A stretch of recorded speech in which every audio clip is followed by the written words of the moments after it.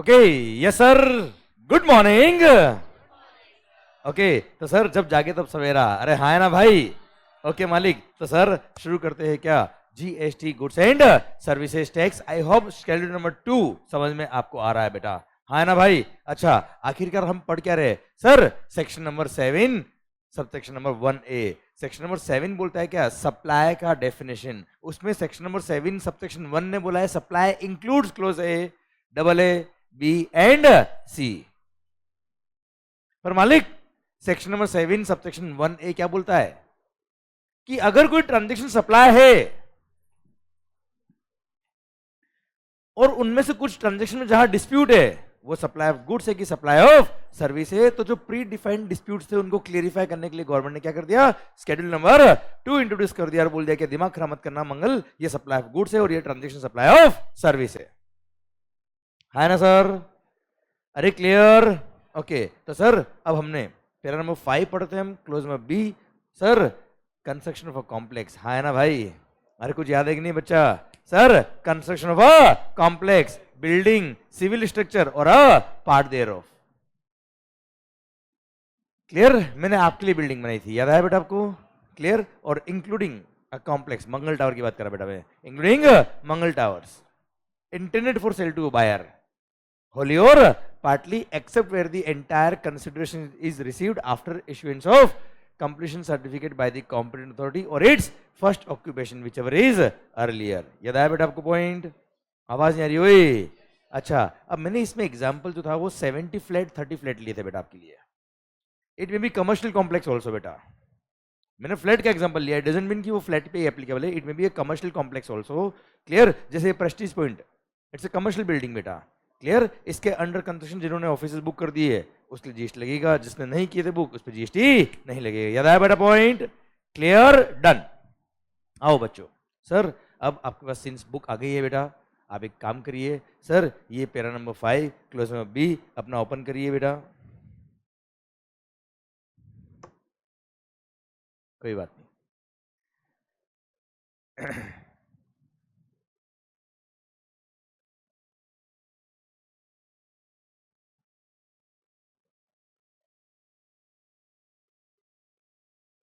ये है 31 31 मिला आपको बच्चों? ओके सर, यहां पे देखिए क्लोज में बी मिला बेटा आपको, इधर ध्यान। अब यहां पर सर मेरे को कोमा का इंटरप्रिटेशन पढ़ाना था आपको, याद आया बेटा लास्ट? ठीक है, पर आप एक बात ध्यान रखना बच्चों, सर यहां पे मैंने ये कोमा दिख रहा है आपको, इंक्लूडिंग से पहले वाला कोमा, इससे पहले ब्रैकेट में पार्ट 1, इसके बाद वाला पार्ट 2, पर ऐसा नहीं हो जाए कि आप मार्किंग करो तो कोमा ही छूट जाए बेटा, क्योंकि कहानी कोमा की है सब कुछ। ओके, मार्किंग करो, वहां पे पार्ट 1 पार्ट 2 लिखिए बेटा आप, जहां से स्टार्ट हो रहा है वहां से लेके देयर ऑफ तक पार्ट 1, फिर कोमा दिखना चाहिए बीच में, एंड इंक्लूडिंग से लेके विच एवर इज अर्लियर जो लास्ट वर्ड है यहाँ पे, वहां तक पार्ट 2 लिखिए बेटा आप लोग। ठीक है, अब मैं आपको वैसे तो एज फार एज पढ़ाई इज कंसर्न मैंने बता दिया आपको बेटा, पर थोड़ा सा नॉलेज बेस आपको बताता हूँ बेटा, मजा आएगा आपको लाइफ में। ओके, आइए बच्चों, सर इधर ध्यान, पढ़ाऊंगे मैं आपको बेटा कि इस कोमा का इंपॉर्टेंस क्या है, वाई मैं क्यों इतना आपको एम्फेसिस दे रहा हूँ किसी बात पे बेटा। चलिए आप मुझे बताओ, नहीं नहीं ऐसे नहीं, आप मुझे बताओ, हाँ कुछ तो बोलो। ये कुछ लोग होते लेट होते बेटा लाइफ में सर लोग लेट हो रहे हो ठीक है, लेट लोग नहीं होने चाहिए बेटा। सर मान लो यार, इंग्लिश के सेंटेंस से, थोड़ी इंग्लिश तो मेरे को कम आती है बेटा वैसे, पर थोड़ा थोड़ा सीखने की कोशिश करता हूँ मैं आप लोगों से, आप भी सीखने की कोशिश करो बेटा। Better you you learn GST. Okay sir दोनों बर्बाद हो जाएंगे बेटा। क्लियर?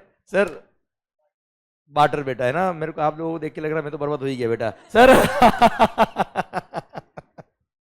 ओके ओके, एनीवेज सरकार सुनना सुनना बच्चों ध्यान से।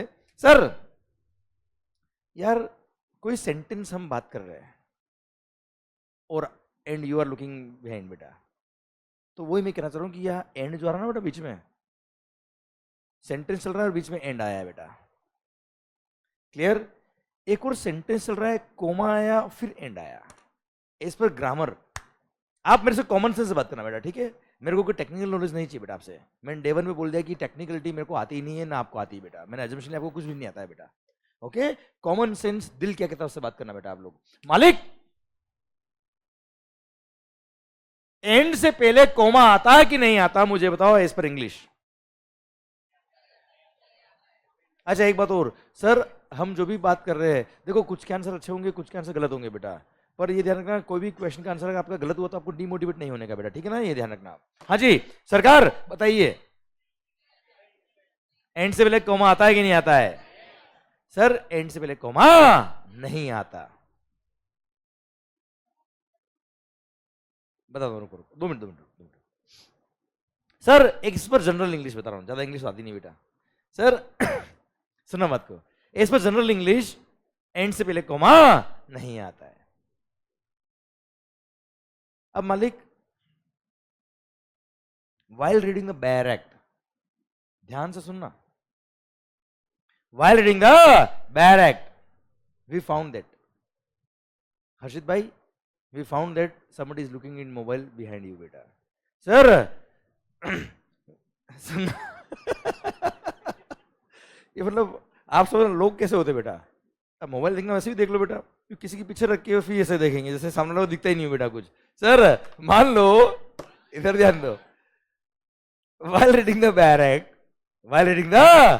Act, we found that कि कुछ जगह पर इस तरह से एंड लिखा है और कुछ जगह पर एंड इस तरह से लिखा है बेटा। Means what? लॉ मेकर से ड्राफ्टिंग एरर हो गया, टाइपिंग एरर हो गया, अरे टाइप करते करते कॉमा लग गया, याद ही नहीं रहा, ध्यान नहीं रहा, ऐसा? ऑक्सफोर्ड डिक्शनरी बेटा? No, it means those are intentionally put in.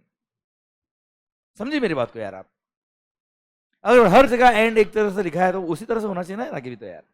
But at some places we found that इस तरह से एंड लिखा है, it means there is some meaning of this, है ना भाई? Any word, every sentence, every phrase, every word, every mark has got its own sense, it's not nonsense.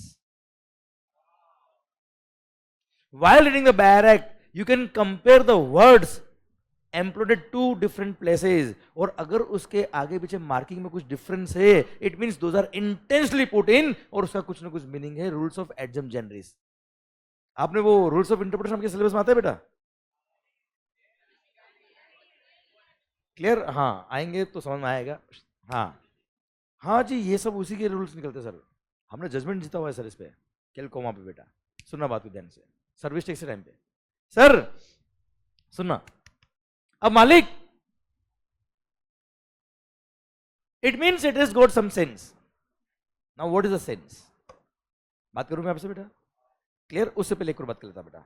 Same way जब हम बैरक पढ़ रहे थे बेटा, हर जगह देखिए इंक्लूडिंग इस तरह से लिखा था बेटा, but at some place we found that including से पहले भी कोमा है, जो इस वाले केस में बेटा आपने, है ना? Construction of a complex building, civil structure और a part thereof, comma including, है ना भाई? फर्स्ट था हर्षित टावर, याद है बेटा आपको? क्लियर? उसके बाद कोमा था बच्चे, यस या no? Sir normally generally as per English हम जब बात करते हैं सर, तब इंक्लूडिंग से पहले कोमा नहीं आता। हम बोलते ना आपका सिलेबस कितना बड़ा है, कितना सारा कंटेंट है, इंक्लूडिंग टैक्स, इनवॉइस, रिटर्न्स, ये वो सारे चैप्टर आपके कोर्स में आते हैं बेटा, तो इंक्लूडिंग से पहले कोमा नहीं आया, कोई ब्रेक नहीं आया बेटा।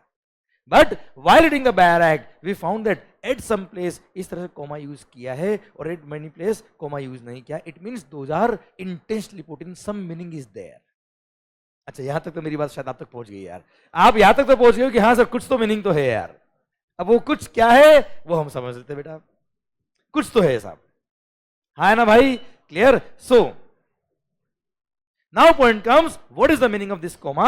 इट मीन्स ये कि सर अगर यहां पर कोमा है, इट मीन्स सेंटेंस खत्म नहीं हुआ है, फुल स्टॉप नहीं है बेटा, ये कोमा है, इट मीन्स सेंटेंस खत्म नहीं हुआ है पर बीच में एक ब्रेक आ गया है,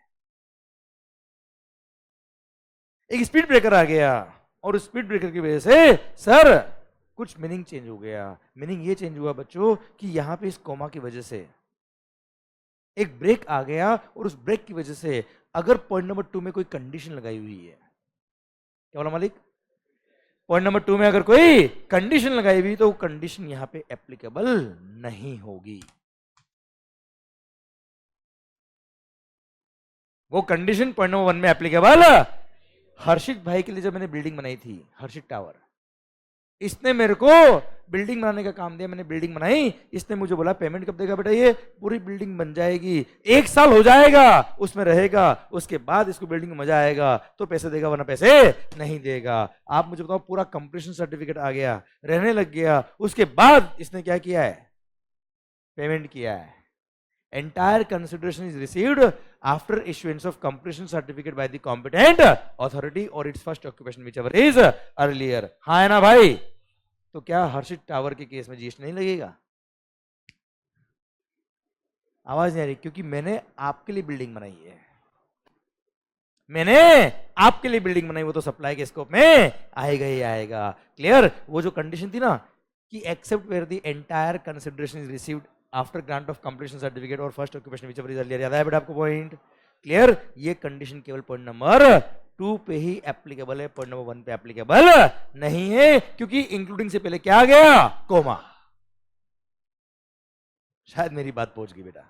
अच्छा, लॉजिकली भी बात करें बेटा तो सर हर्षित वाले केस में क्या था? मैं आपके लिए बिल्डिंग बना रहा था बेटा, वो तो एनीवे सप्लाई ऑफ सर्विस था यार। मंगल टावर में क्या था? मैं खुद के लिए बिल्डिंग बना रहा था यार, इसलिए how it can be a service. पर अगर मैं किसी और के लिए बना रहा हूं तो वो सप्लाई ऑफ सर्विस तो है ही है बेटा। पर मंगल टावर के केस में जितने फ्लैट बुक हो गए वो सप्लाई ऑफ सर्विस के स्कोप में आएंगे, पर सर 30 फ्लैट नहीं आएंगे बेटा। हाँ है ना? क्लियर? तो पूरा मंगल टावर भी सप्लाई ऑफ सर्विस है। क्या बोला मालिक? एक्सेप्ट 30 फ्लैट्स, जहां पे पूरा consideration is received after issuance of completion certificate by the competent authority और it's first occupation whichever is earlier. हाँ है ना भाई? पर ये जो कंडीशन थी ना कि जिसका पूरा कंसिडरेशन बाद में आएगा वो सप्लाई के स्कोप में नहीं आएगा, ये कंडीशन केवल पैरा नंबर 2 में एप्लीकेबल होगी, पैरा नंबर 1 में एप्लीकेबल नहीं होगी। बोलो यस सर।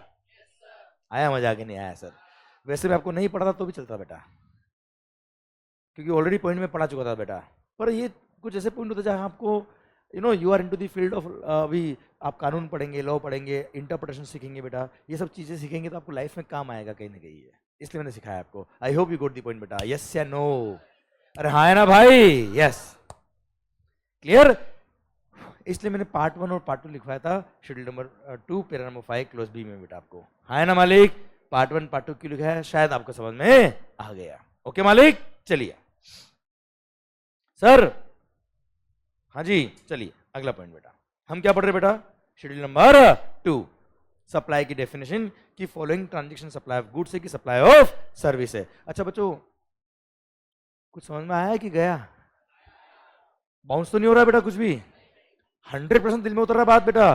अच्छा, ये जो अभी मैंने आपको बताया ना बेटा, ये कभी एग्जाम में नहीं आएगा अरे, ये कभी एग्जाम में नहीं है, पर लाइफ टाइम काम आएगा बेटा आपको ये। हाँ है ना मालिक? क्लियर? तो पर आपको थोड़ा बहुत नॉलेज होना चाहिए बेटा इन चीजों का, आपको काम आएगा। लॉ पढ़ते वक्त कोई भी एक्ट अगर आप पढ़ेंगे जीवन भर काम आएगा बेटा ये। Okay sir? आओ बच्चों, सर हम पढ़ते हैं क्या? देखो मैं तो अल्टीमेटली चाहता हूँ सर कि अगर आप किसी टीचर से टीचिंग कर रहे हो, पढ़ रहे हो, सीख रहे हो, तो जितना नॉलेज ले सकते हो उतना लीजिए आप, सो दैट वो कहीं ना कहीं लाइफ में आपको काम आने वाली है बच्चों। ठीक है? जो आपके काम की बात नहीं होगी मैं कभी बात करता ही नहीं उसके लिए, टाइम है ही नहीं उतना आपके पास। अरे क्लियर? सुनना सरकार, हम पढ़ रहे क्या? Section number 7 sub section number 1A की फॉलोइंग ट्रांजैक्शन सप्लाई है कि नहीं है। Sorry, section number 7 sub section number 1A बोलता है क्या? सप्लाई के स्कोप में जो ट्रांजैक्शन ऑलरेडी आता है इसमें सबसेक्शन नंबर 1 वो सप्लाई ऑफ गुड्स है कि सप्लाई ऑफ सर्विस है, उसका पैरा नंबर 5 पढ़ रहे बेटा हम लोग।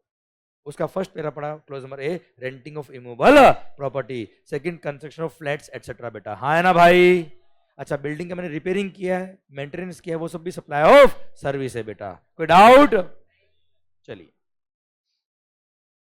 Next, IPR, intellectual property rights. जैसे ये जो बुक आपको मिली है बेटा, this is authored bye CA Yashwant Mangal, it has copyright, ये कॉपीराइट एक्ट में मैं रजिस्टर करता हूं हर एडिशन को अपने बेटा। Nobody can copy this book except with the written permission of the author. हाँ है ना मालिक? क्लियर? अब सर पब्लिशर को मैंने इसको पब्लिश करने के लिए दिया बेटा, और वो मार्केट में बेचेगा, जितनी कॉपीज बिकेगी उसका एक परसेंटेज में वो क्या मिलेगा, रॉयल्टी मिलेगा बेटा। Clear? Royalty is supply of service. क्योंकि मैंने टेम्पररी क्या किया, अपना आईपीआर ट्रांसफर किया। आईपीआर मतलब कॉपीराइट, पेटेंट, ट्रेडमार्क। अरे हाँ है ना भाई? यस। कोई दवाई बनाया, उसका फॉर्मूला आपने पेटेंट करा दिया बेटा। कोई दवाई का फॉर्मूला आपने पेटेंट करा दिया, सर उस पेटेंट को आपने किसी फार्मास्यूटिकल कंपनी को दिया यूज करने के लिए, उसने आपको कंसिडरेशन पे किया, रॉयल्टी पे किया, that is a supply of service. उस पर क्या लगेगा बच्चों? जीएसटी। ये रहा पेरा नंबर सी। हाँ ना मालिक? सर फिर सॉफ्टवेयर। ओ भाई मैंने आपके लिए सॉफ्टवेयर बनाया, आपको टफ पॉइंट नहीं, सिंपल छोटे छोटे पॉइंट है। मैंने, ध्यान से सुनना बच्चों आप प्लीज सर, रिक्वेस्ट सर, मैंने आपके लिए सॉफ्टवेयर बनाया sir, end user license based software बनाया, कस्टमाइज सॉफ्टवेयर बनाया, एनहांस किया, अपग्रेड किया, इंप्लीमेंट किया, उसकी ट्रेनिंग दी। ये सब क्या है? Supply of service. पर सुन, क्या नाम सर? श्रेयस। इसने रेडीमेड सॉफ्टवेयर बेचा है बेटा, टैली। आपने नाम सुना टैली? अकाउंटिंग सॉफ्टवेयर बेटा, हाँ है ना? टैली हो गया, ये आपकी भी मोबाइल एप्लीकेशन है बहुत सारी बेटा यार, जो आप ऐप स्टोर से डाउनलोड करते होंगे बेटा। वो सब क्या है? प्री पैकेज सॉफ्टवेयर बेटा। क्या है वो? आपके हिसाब से कस्टमाइज नहीं बनाया हुआ सर उसने, तो वो क्या है? गुड्स होते हैं। Pre packaged software are goods, customise software are always supply of service. क्योंकि मैं आपके लिए सॉफ्टवेयर बना रहा हूं बेटा, है ना मालिक? इसलिए पढ़ना। डेवलपमेंट मैंने बनाया बेटा, design, programming, customization, adaptation, upgradation, enhancement और implementation of information technology software is a supply of service. है ना सर? अरे clear? Yes sir. Point number E, ध्यान इधर सर। सर हाँ देखिए यार, ऐसा नहीं करने का यार, सब बात है, ऐसा नहीं करने का। भले 2 लाख रुपए लेना बेटा, तो कुछ नहीं करने के पैसे मिले तो अगला पॉइंट वही है, सप्लाई ऑफ सर्विस। सर सुनना बात को ध्यान से, अगला पॉइंट क्या है? कुछ नहीं करने के पैसे मिल रहे बेटा।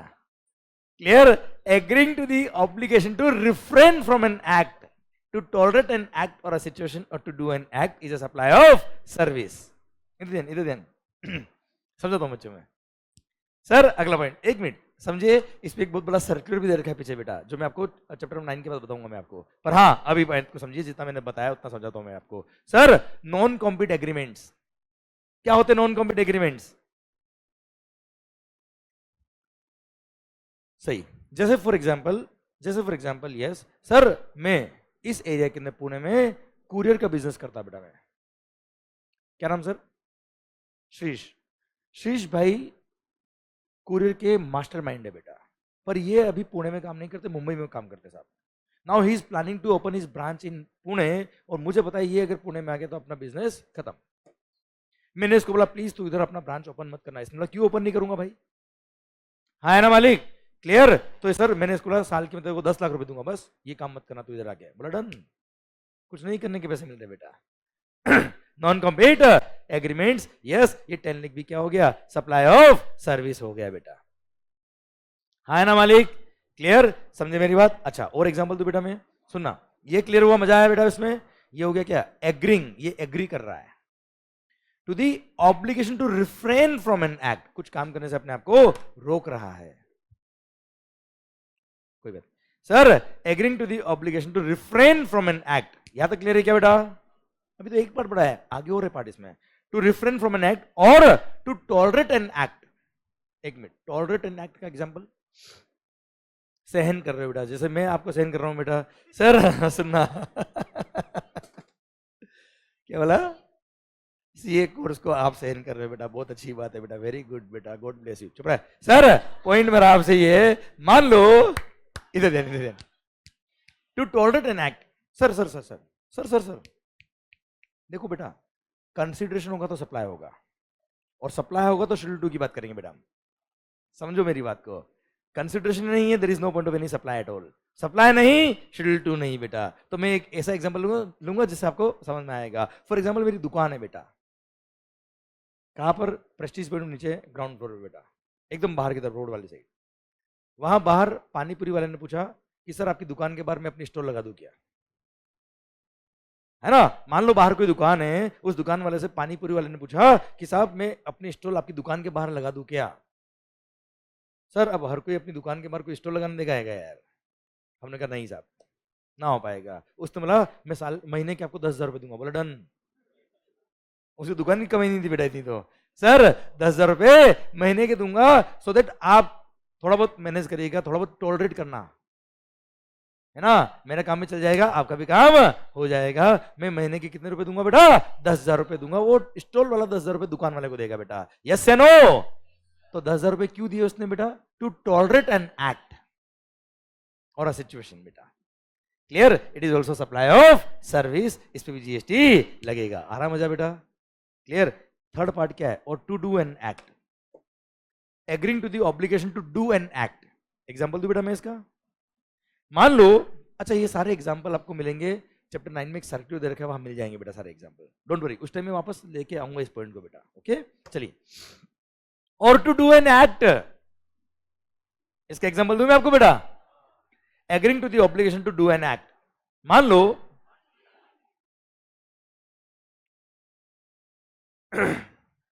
सर कोई फैक्ट्री बेटा, अच्छा एग्जांपल दूं, कोई फैक्ट्री है जहां प्रोडक्शन होता है मार्कर का बेटा, हाँ मंगल्स, ब्रांड नेम मंगल्स। तो साहब अपने मार्कर्स का इतना प्रोडक्शन होता है कि आस पड़ोस वालों को सर वो धुआं से प्रॉब्लम होती है बेटा। धुआं कौन सा बेटा? समझ रहे हो बेटा? Sir effluent. तो सर अच्छा आसपास जो लोग रहते हैं या जो लोग हैं उनको प्रॉब्लम जो हो रही है वो एक्स्ट्रा प्रॉब्लम हो रही है बेटा, क्योंकि उसमें जो एफ्लुएंट निकल रहा है वो with in the permissible limit निकल रहा है बेटा। जो गवर्नमेंट की लिमिट है उसके अकॉर्डिंग ही पोल्यूशन हो रहा है, ज्यादा पोल्यूशन नहीं हो रहा है बेटा। पर आसपास के लोग बोलते नहीं नहीं हम तो एक्स्ट्रा डेलिकेट है, हमें तो जीरो एमिशन चाहिए साहब। क्लियर? एकदम बिल्कुल पोल्यूशन नहीं चाहिए। हमने बोला साहब ऐसा तो इसके लिए तो हमको बहुत एक्स्ट्रा खर्चा करना पड़ेगा, अरे ये होगा वो होगा। उसने बोला ठीक है कितना? मैंने कहा साल का 10 लाख रुपए एक्स्ट्रा खर्च होता है। बोला लो। तो आसपास के लोगों ने कितने रुपए दिए बेटा? 10 लाख रुपए दिए मेरे को। क्यों? सो दैट मैं उसमें एक ऐसी कोई इक्विपमेंट या मशीन लगा दूं जिससे पोल्यूशन बिल्कुल जीरो हो जाए बेटा। I accepted to do this act for rupees 10 lakhs. It is also supply of service. Agreeing to the obligation to do an act is a supply of service. इस पे भी क्या लगेगा बच्चों? जीएसटी। शायद मेरी बात आप तक पहुंच गई बेटा। हाँ है ना भाई? क्लियर? समझे मेरी बात? और यस या नो? जैसे मैंने नॉन कॉम्पिट एग्रीमेंट का एग्जांपल दे रखा है आपको बेटा, बाकी के एग्जांपल आपको सर्कुलर में आगे मिलेंगे चैप्टर 9 के एंड में बेटा आपको। ठीक है बच्चों? क्लियर? वापस बोल देता बेटा मैं, सर सर्विसेज कौन सी बेटा? Agreeing to the obligation to refrain from an act, नहीं करने के लिए, और टू टॉलरेट एन एक्ट और अ सिचुएशन, और to do an act is a supply of service, और उस पर जीएसटी लगेगा। शायद मेरी बात आप तक पहुंच गई बच्चों। यस या नो? पक्का? गुड। सर आइए क्लॉज नंबर एफ हम ऑलरेडी बात कर चुके हैं, फाइनेंस लीज वाली। सर अगर आपने right to use any goods किसी को दिया है तो ऐसे केस में सप्लाई ऑफ सर्विस है। याद आया बेटा आपको? एवरी फाइनेंस लीज का amount is supply of service. हाँ at the end of the lease period अगर आप गुड्स खरीदने का ऑप्शन लेते हो वो 10 लाख रुपए देते हो, याद आया बेटा आपको? तो 10 लाख वाला transaction will be supply of goods. Otherwise each lease payment of rupees 10,000 each month is supply of service. याद आया बच्चों आपको पॉइंट? गुड। ठीक है मालिक? आओ अगला पॉइंट, तेरा नंबर 6 पढ़ लू क्या? पक्का? चलिए पैरा नंबर 6 में 2 पॉइंट है, क्लोज नंबर ए और क्लोज नंबर बी। कौन से पढ़ाऊं मैं आपको? पहले बी पढ़ूं पहले? चल। खाना खाया तूने? खाना खाया या गुड्स खाई कि सर्विस खाई? सर खाया तो गुड्स था। तो अगला पॉइंट यही है, that is the supply of service. अगला पॉइंट वही है, that is the supply of service. Restaurant and outdoor catering वाले जो बिल लिखते हैं बेटा, वो किसके लिए होता है? फूड के लिए होता है बेटा, खाने के लिए बेटा। या ड्रिंक, कौन सी ड्रिंक? कौन सी? स्प्राइट विस्प्राइट नहीं बेटा, कॉफी हो गया, चाय हो गया, जूस हो गया बेटा, क्योंकि स्प्राइट वगैरह तो प्री पैकेज होती है बेटा। Those are trading of goods, nothing else. कौन सा जूस? सर पढ़ो पढ़ो रे पढ़ो। सर इधर ध्यान। तो सर रेस्टोरेंट और आउटडोर कैटरिंग सर्विस सप्लायर जो है वो जो इनवॉइस लिखेंगे that is a supply of service, that is a supply of service. हाँ है ना भाई, क्लियर। सुनना, अच्छा लैंग्वेज लैंग्वेज सुनना। जैसे 200 रुपये का आपने कोई खाना ऑर्डर किया, पाव भाजी ऑर्डर किया, या आपने छोले भटूरे ऑर्डर किए, या आपने दाल ऑर्डर किया, सब्जी ऑर्डर ऑर्डर किया, तो वो 200 रुपये का जो बिल आया आपका that is a supply of service. Okay, पढ़ना इसको ध्यान से। Supply bye, supply by way of or as part of any service or in any other manner whatsoever of goods। Supply क्या कर रहे हो बेटा, अल्टीमेटली गुड्स खा क्या रहे हो, गुड्स तो खा रहे हो बेटा, क्लियर। बीइंग फूड, पर वो गुड्स कौन से बेटा, फूड है, ऐसा नहीं बेटा कचरा दिया खा लो बेटा, हाँ है ना। बीइंग फूड और any other article for human consumption बेटा, और एनी ड्रिंक, और drink other than alcohol liquor for human consumption, क्योंकि उस पर तो जीएसटी वैसे भी नहीं लगता, ठीक है। वेयर सच सप्लाई और service is for cash, deferred payment या अदर वैल्यूएबल कंसिडरेशन। कैश हो, डेफर्ड पेमेंट हो या अदर वैल्यूएबल कंसिडरेशन हो, ठीक है सर। पर कुल मिला के आप गुड सप्लाई कर रहे हो, कौन सा, फूड या any other article for human consumption as a part of supply of service, as a part of supply of service. तो वो सप्लाई ऑफ सर्विस के स्कोप में आएगा और उसके पूरे अमाउंट पर सर्विस के प्रोविजन अप्लाई होंगे बेटा। जैसे 1 लाख का बिल लिखा किसी आउटडोर कैटरिंग है, आउटडोर कैटरिंग क्या होती है बेटा, अरे शादी वगैरह होती है ना बेटा, तो इसमें क्या होता है, 7 फेरे होते बेटा सर।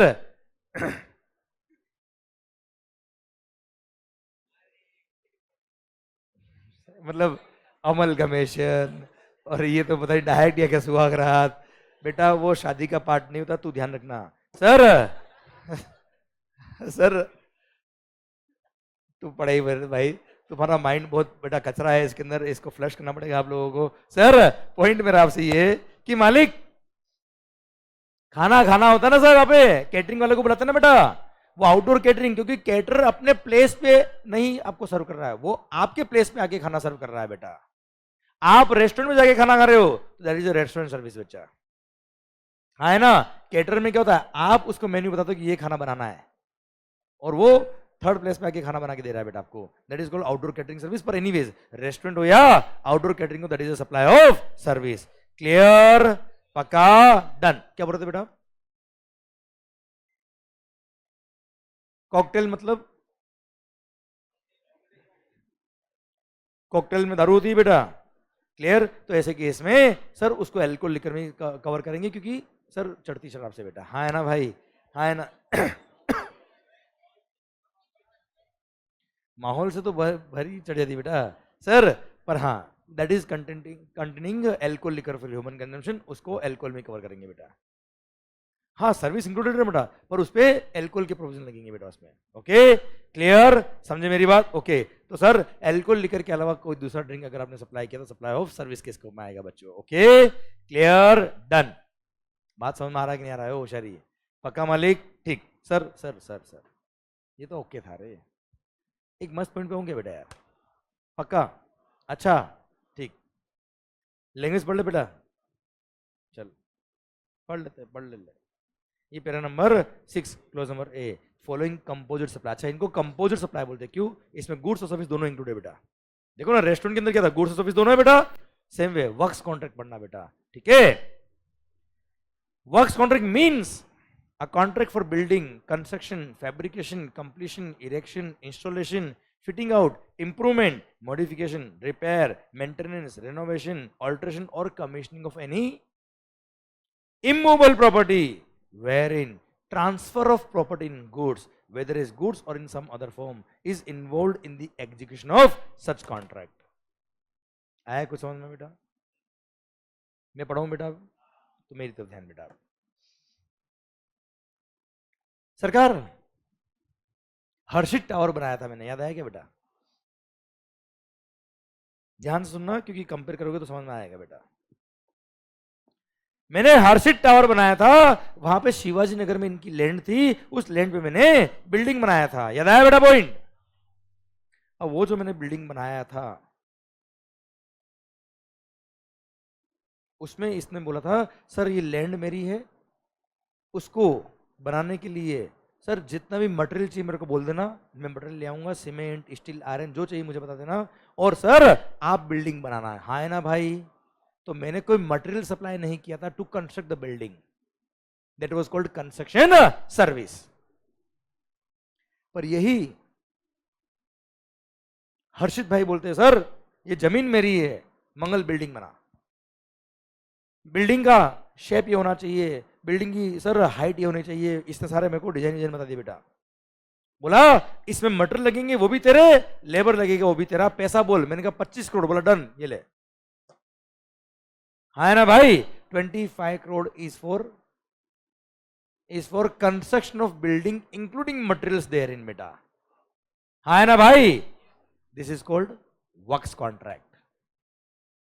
और यही कॉन्ट्रैक्ट अगर विदाउट मटेरियल होता तो क्या बोलते हैं इसको बेटा? Construction service. कुछ आया कि गया? पक्का है ना? अच्छा, भले बिल्डिंग का रिपेयरिंग हो, रेनोवेशन हो, ऑल्ट्रेशन हो, नया बिल्डिंग बना रहे हो, पुराना का रिपेयरिंग कर रहे हो, सर एडिशन कर रहे हो, कुछ भी कर रहे हो, प्योर लेबर का काम अगर है, क्या है मालिक? मतलब इसमें मटेरियल इन्वॉल्व नहीं है, तो ऐसे केस में सप्लाई ऑफ कंस्ट्रक्शन सर्विस कहलाएगा। और अगर मटेरियल भी इन्वॉल्व है, मटेरियल भी मेरे को देना है, मटेरियल प्लस लेबर दोनों है, it's a composite supply of goods and services, तो ऐसे केस में it is called works contract service. बोलो यस सर। अब आया मजा? अब आया मजा बेटा? क्लियर? सर एग्जांपल वापस थोड़ा सा और एक एक्सटेंड करता हूं बेटा मैं।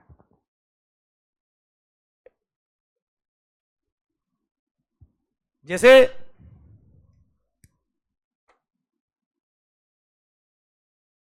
मान लो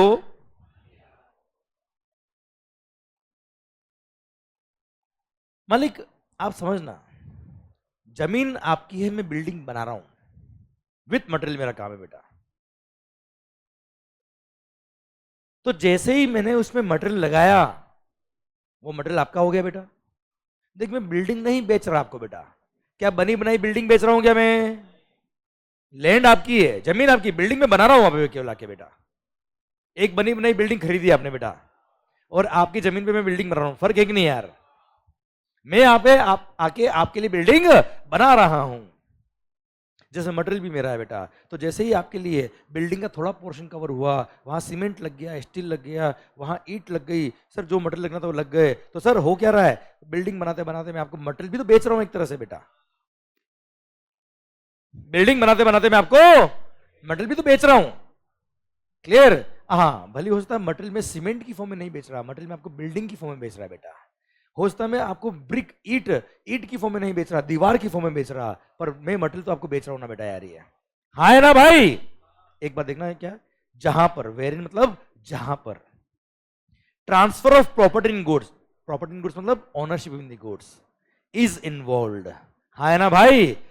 ऐसा कोई काम मैं कर रहा हूं कंस्ट्रक्शन ऑफ इमूवेबल प्रॉपर्टी का, जहां पर ओनरशिप ऑफ द गुड्स भी ट्रांसफर हो रही है in the execution of such works contract is called works contract. अब भले ही वो मटेरियल जो ट्रांसफर हो रहा है आपको, भले वो ईट की फॉर्म में ट्रांसफर हो रहा है या दीवार की फॉर्म में ट्रांसफर हो रहा है, वेदर इज गुड्स और इन सम अदर फॉर्म। हाँ है ना भाई?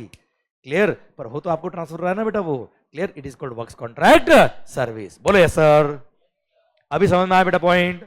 आवाज नहीं आ रही? ओए पक्का? डन। चलिए, तो कंस्ट्रक्शन सर्विस में और वर्क्स कॉन्ट्रैक्ट में पूरा डिफरेंस समझ में आया कि नहीं आया? विदाउट मटेरियल है तो वो क्या है? Construction service. Material plus labour involve है और बिल्डिंग का कंस्ट्रक्शन कर रहा हूं, रिपेयरिंग कर रहा हूं, क्या है बेटा? Works contract service. That's it बेटा। हाँ है ना भाई? अच्छा सर, इस एग्जांपल को थोड़ा और एक्सटेंड करूं बेटा, ताकि जिंदगी में कभी दिक्कत नहीं आए। कर दूं क्या एक्सटेंड? ये ले, आ जा बेटा, ये रहा साहब। पूरा क्लियर कर दूं क्या आपको यार? जीवन भर दिक्कत नहीं आएगी, पक्का? चलिए, मान लो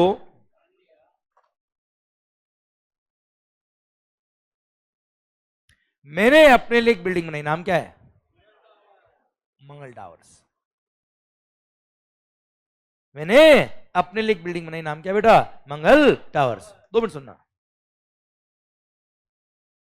अब सर, ये जो बिल्डर्स होते हैं बेटा, ये खुद सीमेंट लाके और बिल्डिंग बनाएंगे क्या? ये क्या करते हैं? तो बड़े इन्वेस्टर होते हैं बेटा। एरिया देखते हैं, कौन से एरिया के अंदर प्रॉपर्टी मिल रही है अच्छे प्राइस में, कहां हमारा प्रॉफिट निकल सकता है, वहां पे प्रॉपर्टी खरीदते पहले तो ये जमीन खरीद ली बेटा मैंने, क्लियर। जमीन खरीदने के बाद क्या करूंगा बेटा मैं, बिल्डिंग बनवाऊंगा बेटा मैं, तो मैंने कॉन्ट्रैक्टर अपॉइंट किया बेटा। क्या किया मैंने बेटा, कॉन्ट्रैक्टर अपॉइंट किया सर। हाँ है ना मालिक, सर क्या नाम, कृष्णा सर।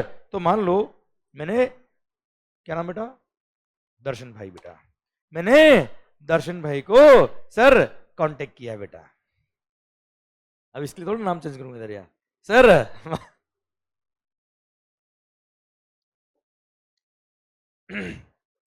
दर्शन से बड़े आदमी, तुम भी क्या बात करो बेटा सर। क्या सर, मान लो 2 मिनट ओ शरी, ऑफिस बॉय नहीं है, ऑफिस में एक ही बॉय है सर। सुनना बात ध्यान से। अब मालिक, ओ शरी, मैंने दर्शन भाई को बोला कि ये बिल्डिंग बनाने का है, इसमें मटेरियल भी आपका, लेबर भी आपका, जमीन मेरी ये रही, बिल्डिंग बनाओ साहब। मुंबई बेंडर में मेरी बिल्डिंग, मेरी जमीन थी बेटा, लैंड थी बेटा। वहां मैंने दर्शन भाई को बोला बिल्डिंग बनाओ, मटेरियल भी आपका, लेबर भी आपका, पैसा बोलो। इसमें मतलब 100 CR। मैंने कहा ले चल, मटेरियल भी उसका और लेबर मतलब बनाने का काम भी उसका बेटा। हाँ है ना भाई। आप मुझे बताओ दर्शन सर मंगल टावर के लिए जो सर्विस दे रहे वो क्या है, वर्क्स कॉन्ट्रैक्ट है कि कंस्ट्रक्शन सर्विस है बेटा? आवाज सबकी नहीं आ रही ओए। It is a works contract service. कोई डाउट? ये 100 CR में मंगल टावर के लिए वर्क्स कॉन्ट्रैक्ट सर्विस दे रहे बेटा, जिसमें मटेरियल प्लस लेबर दोनों इन्वॉल्व है बेटा। हाँ है ना भाई, यहां तक क्लियर आपको बेटा? ओके। नजर मेरी तरफ बेटा। अभी दर्शन भाई भी कम नहीं है, ये भी बड़े कॉन्ट्रैक्टर है बेटा, 100 करोड़ के कॉन्ट्रैक्ट ले रहे हैं। सोचो आप, इसने क्या किया, आगे सब कॉन्ट्रैक्ट पे काम दे दिया बेटा, आगे सब कॉन्ट्रैक्ट पे काम दे दिया बेटा। क्या नाम सर आपका? रितेश भाई बेटा। सर दर्शन भाई ने क्या किया, रितेश भाई को सब कॉन्ट्रैक्ट पे काम दे दिया और बोला ये बिल्डिंग बनानी है मंगल टावर वाली, इसमें बिल्डिंग में ये होगा, सारे स्पेसिफिकेशन उनको समझा दिए बच्चों। सर बताओ पैसा बोलो, इसने बोला 80 करोड़, 80 करोड़, बोला डन। मटेरियल भी आपका, लेबर भी आपका। Now again, now mister Ritesh is providing services to mister Darshan. कौन सी सर्विस है बेटा ये? मटेरियल प्लस लेबर दोनों है बेटा इसमें। Again it is a works contract service. कोई डाउट? कोई डाउट नहीं। अब ये रितेश भाई, ये बड़ा आदमी 80-80 करोड़ के कॉन्ट्रैक्ट ले रहा है बेटा बिल्डिंग बनाने के बेटा। कोई छोटा आदमी है क्या यार ये? इसने क्या किया सर, आगे 20 पैट्री कॉन्ट्रैक्टर अपॉइंट किया, छोटे छोटे कॉन्ट्रैक्टर बेटा, और सबको काम बांट दिया। तेरे को ये वाला काम करना है, तेरे को ये वाला काम करना है, तेरे को ये वाला काम करना है, तेरे को ये वाला काम करना है। और हाँ, क्या नाम सर? ओम भाई। सर ओम भाई is the building material supplier. कौन है बेटा ये? ओम क्या करता है बेटा? बिल्डिंग कंस्ट्रक्शन में जो मटेरियल काम आता है, सीमेंट, स्टील, आयरन, गिट्टी, मिट्टी, जो काम आता है सब कुछ ये सप्लाई करता है। तो साहब हमारे रितेश भाई ने क्या किया, ओम भाई से कांटेक्ट किया, इस बिल्डिंग को बनाने में इतना इतना मटेरियल काम आएगा, क्या आप ये मटेरियल सप्लाई कर देंगे? बोले बिल्कुल कर देंगे। बोले ये लिस्ट ऑफ मटेरियल है, इतना क्वांटिटी चाहिए, पैसा बोलो। बोला 20 करोड़। बोला डन। तो मेरा पॉइंट आपसे ये कि ओम भाई क्या कर रहे हैं बेटा, गुड सप्लाई कर रहे हैं। हाँ है ना, it is just supplying the goods, nothing else. It is supply of goods for ₹20 crore बेटा। हाँ है ना भाई, क्लियर? अब नाउ 20 जो पैटी कॉन्ट्रैक्टर्स है वो क्या कर रहे हैं, कोई ये वाला पार्ट बना रहा है बिल्डिंग का, कोई ये काम कर रहा है, कोई ये काम कर रहा है। दैट इज प्योरली लेबर वाली सर्विसेज बच्चा, उसमें कोई मटेरियल इन्वॉल्व नहीं है। मटेरियल जो चाहिए वो तो ओम भाई से हमने लिया है बेटा। हाँ है ना भाई, तो those are providing purely construction services to mister Ritesh, क्योंकि वहां पे वो काम क्या कर रहे बेटा, प्योरली लेबर वाला काम कर रहे बेटा। हाँ है ना भाई, अरे क्लियर, समझे मेरी बात? तो सर यहाँ पे 20 पैट्री कॉन्ट्रैक्टर जो सर्विस दे रहे बेटा, वो कंस्ट्रक्शन सर्विस है। इस पर शेड्यूल 2 पैरा नंबर 5 जो भी हमने पढ़ा उसका part 1, schedule 2 para 5 clause B part 1। Part 1 कौन सा? मैंने आपके लिए बिल्डिंग बनाई थी, याद है बेटा, हितेश टावर बेटा, वो प्योर लेबर वाली बच्चों। हाँ है ना भाई, क्लियर, समझे मेरी बात? पक्का? डन। तो वापस एक बार कहानी रिवर्स बोल दूं क्या बेटा मैं? पक्का? ठीक, सुनना। रितेश ने अल्टीमेटली बिल्डिंग बनाने का कॉन्ट्रैक्ट लिया बेटा।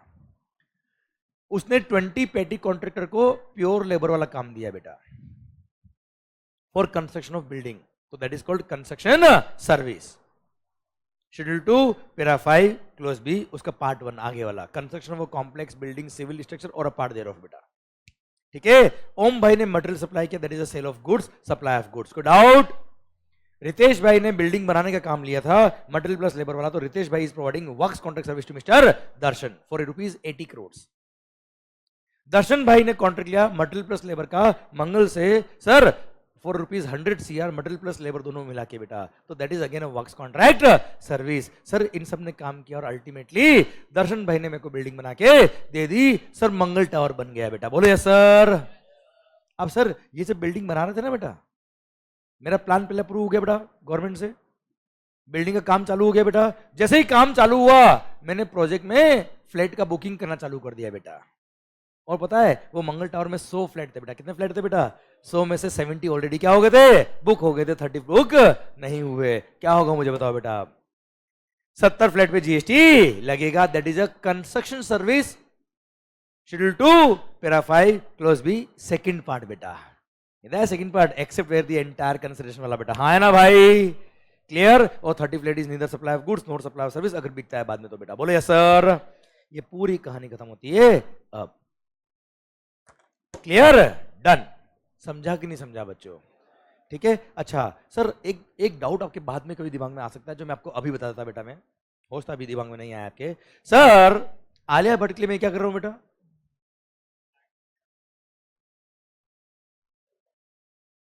फ्लैट बुक कर रहा हूं बेटा मैं, मालिक मैंने उनके लिए फ्लैट बुक किया है, तो उसमें भी तो मटेरियल मेरा ही है बेटा।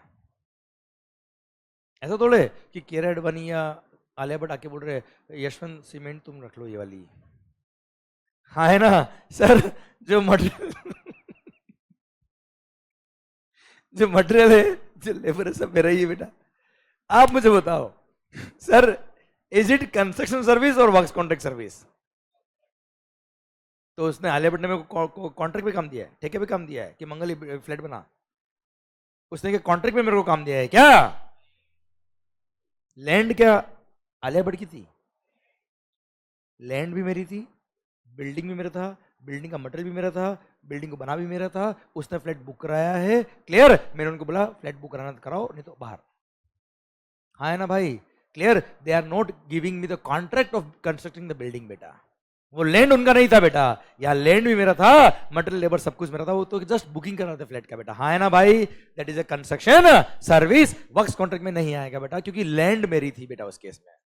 हाँ है ना मालिक? क्लियर? पक्का? डन। वापस से बोल देता बेटा मैं, तीनों में डिफरेंस समझ में आएगा आपको। फर्स्ट, मैं आपके लिए बिल्डिंग बना रहा हूं without material, it's a pure construction service, part 1 वाली बेटा। मैं आपके लिए बिल्डिंग बना रहा हूं with material, sir it is a works contract service sir, और उसके अंदर ये पैरा नंबर 6 क्लोज ए वाला वर्क्स कॉन्ट्रैक्ट कहलाएगा बेटा। सर मेरी बिल्डिंग बन रही है, उसमें आप फ्लैट बुक करा रहे हो बेटा, that's a purely construction service. भले मटेरियल भी मेरा है, लेबर भी मेरा, पर उसमें लैंड भी तो मेरी है बेटा यार। You have not given me any contract to construct the building बेटा। यस या नो? समझे मेरी बात? डन। तो सर ये आपका construction service, works contract service, और ये पूरा चेन शायद आपका पूरा क्लियर हो गया। कोई डाउट? अरे कोई डाउट? पक्का मालिक? 100% क्लियर? यस। मैं क्या कह रहा हूं, हर चीज जो आप पढ़ चुके हो, अगर उससे रिलेटेड कोई पॉइंट अगर आता है तो उसको कंपेयर करके पढ़ना चाहिए बेटा हमेशा, वरना बाद में क्या फील होगा, पता नहीं कहाँ क्या लिखा, कहाँ क्या लिखा, और जीवन पता नहीं कहाँ चल रहा। ऐसा फील नहीं होना चाहिए। ठीक है?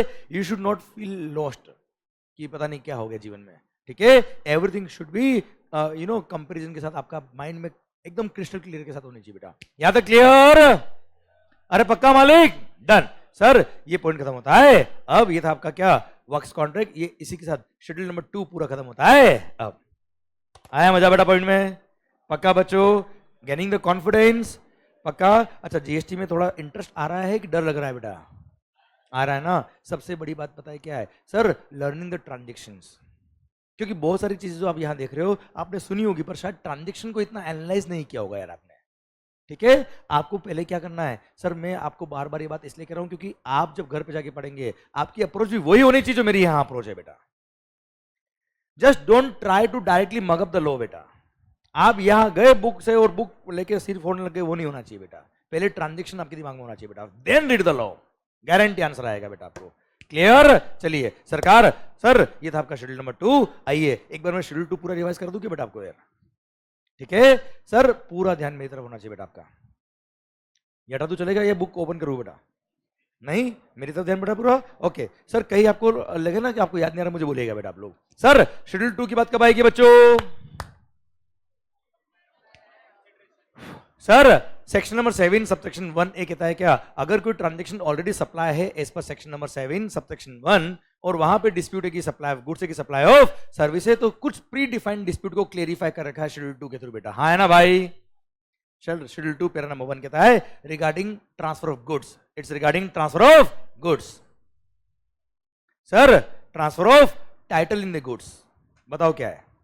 गुड्स का ऑनरशिप ट्रांसफर कर दिया, बताओ ना क्या है? अरे सप्लाई ऑफ गुड्स है कि सप्लाई ऑफ सर्विस है?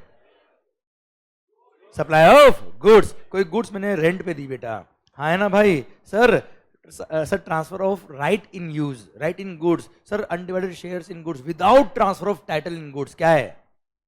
Supply of service. अच्छा राइट टू यूज ट्रांसफर क्या है? फाइनेंस लीज बेटा, सप्लाई ऑफ सर्विस। हाँ sir eight the end of the lease period he is the option बेटा, और अगर वो 10 लाख रुपए में गुड्स खरीदने का ऑप्शन रहता तो 10 लाख का transaction will be supply of goods. आपने कोई गुड्स हायर परचेज पे परचेज किया सर, जहां पे आप ईएमआई पे करेंगे, ownership shall pass upon payment of all the future instalments, तो सर ऐसे केस में हर ईएमआई जो आप पे करें वो क्या है? Supply of service, supply of goods. Clear? Second land and building. Sir rent पे दिया, लीज पे दिया, टेनेंसी प्रीमियम चार्ज किया, ईजमेंट राइट दिया, सर कुल मिला के बेचा नहीं है बेटा, रेंट पे दिया है, भले वो बिल्डिंग हो या लैंड हो, क्या है? Supply of service. किसी और की गुड्स पे कोई ट्रीटमेंट या प्रोसेस किया आपने, रिपेयरिंग किया, जॉब वर्क एटसेट्रा कुछ काम किया आपने, sir supply of service. Para number 4 is regarding business assets. Sir मैंने अपने बिजनेस के असेट परमानेंटली ट्रांसफर कर दिए, सप्लाई ऑफ बिजनेस के एसेट परमानेंटली ट्रांसफर कर दिए, सप्लाई ऑफ गुड्स है कि सर्विस है? सर मैंने बिजनेस के एसेट टेम्पररी ट्रांसफर किए, वो कैमरा कुछ दिन के लिए, 3 दिन के लिए विजय सर ले गए, सप्लाई ऑफ सर्विस। है ना?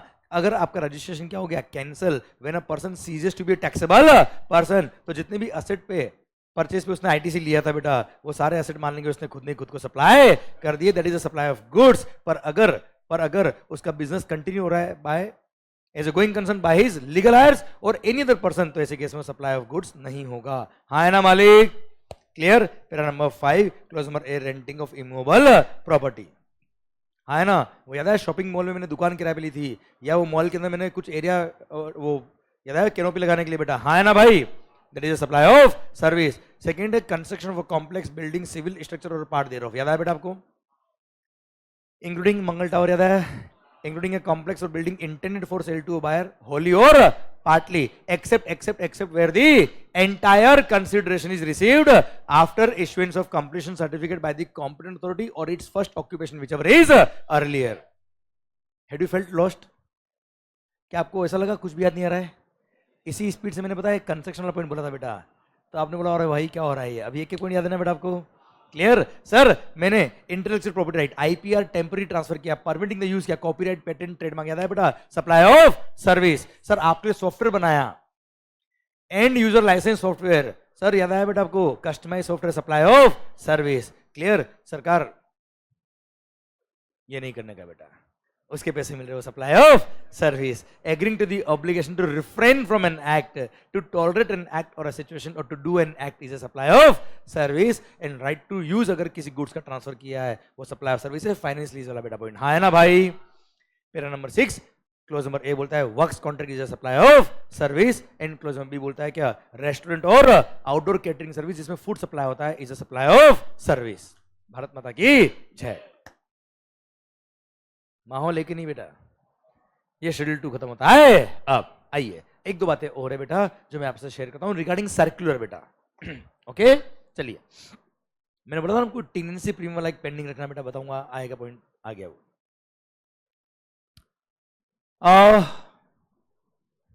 सबसे पहली बात तो ये टेनेंसी प्रीमियम होता क्या है बेटा? टेनेंसी प्रीमियम होता क्या है बच्चों? देखिए ये सर्कुलर यहां दे रखा है बेटा आपको, टेनेंसी राइट्स। मैं समझाऊं आपको, पहले समझाऊं मैं आपको बेटा। चलिए सर, ठीक है सर, पहले मेरी तरफ ध्यान देना बच्चों, पहले ट्रांजैक्शन सीखेंगे फिर यहां बात करेंगे बेटा हम लोग। जीएसटी किस पे लगता है बेटा? Transaction of goods and services. तो जीएसटी पढ़ने से पहले क्या पढ़ना चाहिए अपने को बेटा? ट्रांजैक्शन।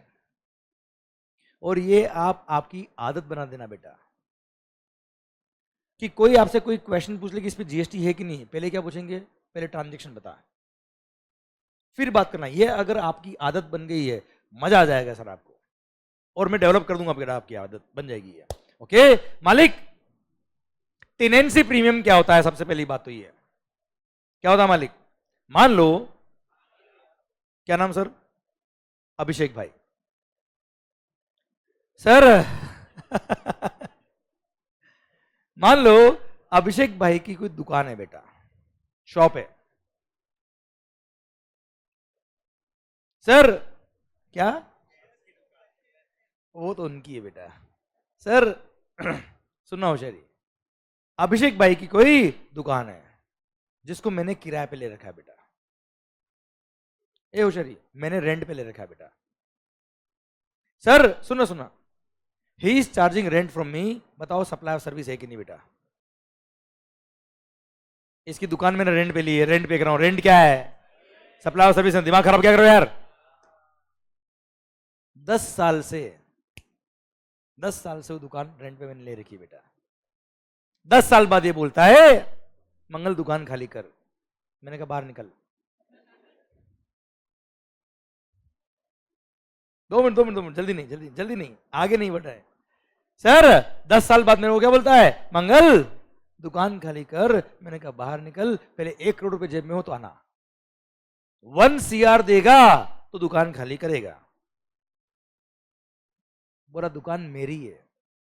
ये क्या बोलता है? भाई साहब मेरी दुकान मेरे को ही चाहिए, मेरे से 1 CR लेगा। मैंने कहा हाँ लूंगा। समझने की कोशिश करना बेटा प्लीज, रिक्वेस्ट। ये बोलता है मंगल किस बात का 1 CR यार? मैंने बोला भाई साहब ये दुकान पे जो मैं काम करता हूं ना, इतना अच्छा काम करता हूं, इतनी अच्छी गुडविल मैंने इस दुकान की बना दी है कि हमारे कस्टमर परमानेंट हो गए हैं। डायरेक्ट कार रोकते, बाइक रोकते और दुकान के अंदर घुसते, सामान लेके जाते, बोर्ड का नाम भी नहीं देखते किसका नाम लिखा है साहब। आप भी देखना ना यार, जबकि परमानेंट दुकान है, क्या उसका बोर्ड रोज देखते हो क्या बेटा आप? वो गुडविल मेरी दुकान की बन चुकी है। 10 साल से मैं यहाँ काम कर रहा हूँ। अब साहब मैं दुकान खाली कर दूंगा और कल को आप अपनी दुकान लगा दोगे सेम आइटम की बेटा, तो आपकी तो जमी जमी दुकान मिल गई ना आपको यार। मैंने उस जगह की वैल्यू क्रिएट कर दी है साहब, जो 10 साल पहले नहीं थी। इसके लिए मेरे को 1 CR चाहिए। This is called tenancy premium. मेरा टेनेंसी राइट अराइज हो गया उस दुकान के लिए बेटा। तो मैंने 1 CR इससे लिया, तब दुकान खाली करी। This is called tenancy premium. क्या मैंने दुकान बेची इसको? मैंने इसको एक तरह से टेनेंसी प्रीमियम चार्ज करके राइट टू ऑक्यूपाई दे दिया बेटा एक तरह से। That is supply of service. इसको ओल्ड सिस्टम में पगड़ी सिस्टम ही बोलते थे बेटा। पगड़ी सिस्टम, पगड़ी होती है ना बेटा, वो भी बोलते बेटा। पर पता है सर कई सारे स्टेट ने तो इसको इलीगल घोषित कर दिया है बेटा। जैसे महाराष्ट्र में 11 महीने के एग्रीमेंट होते, देखा होगा बेटा आपने। कई सारे स्टेट में 11 महीने के एग्रीमेंट होने लगे। उसका कारण यही है बेटा, उसका कारण यही है कि वो अपने ओनरशिप राइट अराइज नहीं कर ले कहीं। समझा मेरी बात बच्चों? क्लियर? इसीलिए सर ये इलीगल है, पर हाँ मेरा पॉइंट अभी ये नहीं कि वो इलीगल है कि लीगल है। It's a transaction. ट्रांजैक्शन में टैक्स है कि नहीं, मेरा पॉइंट तो ये बेटा आपसे। तो sir 1 CR is called tenancy premium, और टेनेंसी प्रीमियम जो मैंने इनसे चार्ज किया that is supply of service, और उस पर जीएसटी लगेगा। एक बात समझ में आई क्या बेटा आपको? अच्छा से हाँ नहीं आ रहा है? यस या नो? सेकंड, सर ये दुकान का मालिक है बेटा। कौन? अभिषेक भाई।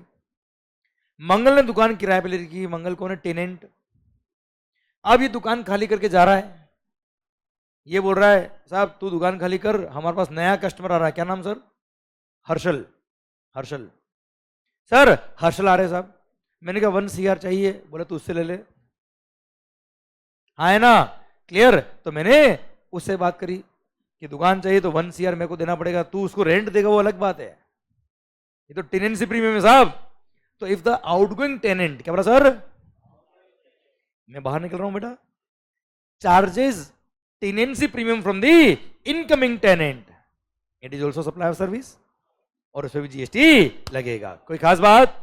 चलिए थर्ड बात, मान लो मैंने टेनेंसी प्रीमियम 1 CR का, मैं कौन हूं, आउटगोइंग टेनेंट बेटा, चार्ज क्या किससे, ऑनर ऑफ द प्रॉपर्टी से बेटा, ऑनर ऑफ द प्रॉपर्टी से बेटा, तो भी सप्लाई ऑफ सर्विस है, जीएसटी लगेगा। ये ऑनर ऑफ द प्रॉपर्टी ने क्या किया, इनकमिंग टेनेंट से 1 CR चार्ज किया, किससे चार्ज किया बेटा, वो भी क्या है, सप्लाई ऑफ सर्विस है, उस पर भी जीएसटी लगेगा। कोई खास बात? क्लियर? पक्का? खत्म सर? Clear sir? आइए बच्चों देखिए, कुछ समझ में आया कि नहीं आया रे? ठीक है, चलो देख लीजिए। सर ऑनर और लैंडलॉर्ड कौन है बेटा, अभिषेक भाई बेटा, टेनेंट कौन है, मंगल, जो आउटगोइंग टेनेंट है बेटा, ये मेरे से रेंट चार्ज करता है, वो सप्लाई ऑफ सर्विस है ही है, वो तो आपको भी पता है बेटा, ठीक है मालिक। सर क्या हुआ, जब मैं प्रॉपर्टी खाली करके जा रहा था सर, मैंने 1 CR चार्ज किया, कितना चार्ज किया बेटा मैंने, 1 CR, किस नाम से बेटा, टेनेंसी प्रीमियम के नाम से, तो यस ये सप्लाई ऑफ सर्विस है और इस पे जीएसटी लगेगा। कोई डाउट इसमें बेटा आपको? मेरे को भी नहीं सर। ठीक है, अब मान लो ये टेनेंसी प्रीमियम, ये ओनर ऑफ द प्रॉपर्टी ने क्या किया, इनकमिंग टेनेंट से चार्ज किया, किससे चार्ज किया बेटा, that is also supply of service, और उस पर भी जीएसटी लगेगा, है ना भाई। अच्छा, हो सकता है टेनेंसी प्रीमियम आउटगोइंग टेनेंट ने डायरेक्ट किससे चार्ज किया बेटा, इनकमिंग टेनेंट से चार्ज कर दिया, है ना भाई। क्लियर? कितना, 1 CR, ये भी सप्लाई ऑफ सर्विस है, उस पर भी जीएसटी लगेगा। कुल मिला कोई भी किससे भी चार्ज करे भाई, सप्लाई ऑफ सर्विस है सर। कोई खास बात? कोई खास बात? चलिए, नहीं, अब एक बात और, ये पॉइंट खत्म हो गया बेटा, अब एक दूसरा पॉइंट पढ़ाऊं और फिर से लिंक कर दूंगा बेटा मैं, याद है? क्लियर? ये सप्लाई ऑफ सर्विस है, क्या है बेटा ये, और सप्लाई ऑफ सर्विस पे क्या लगता है बच्चों, जीएसटी, ये हम पढ़ चुके बेटा। मान लो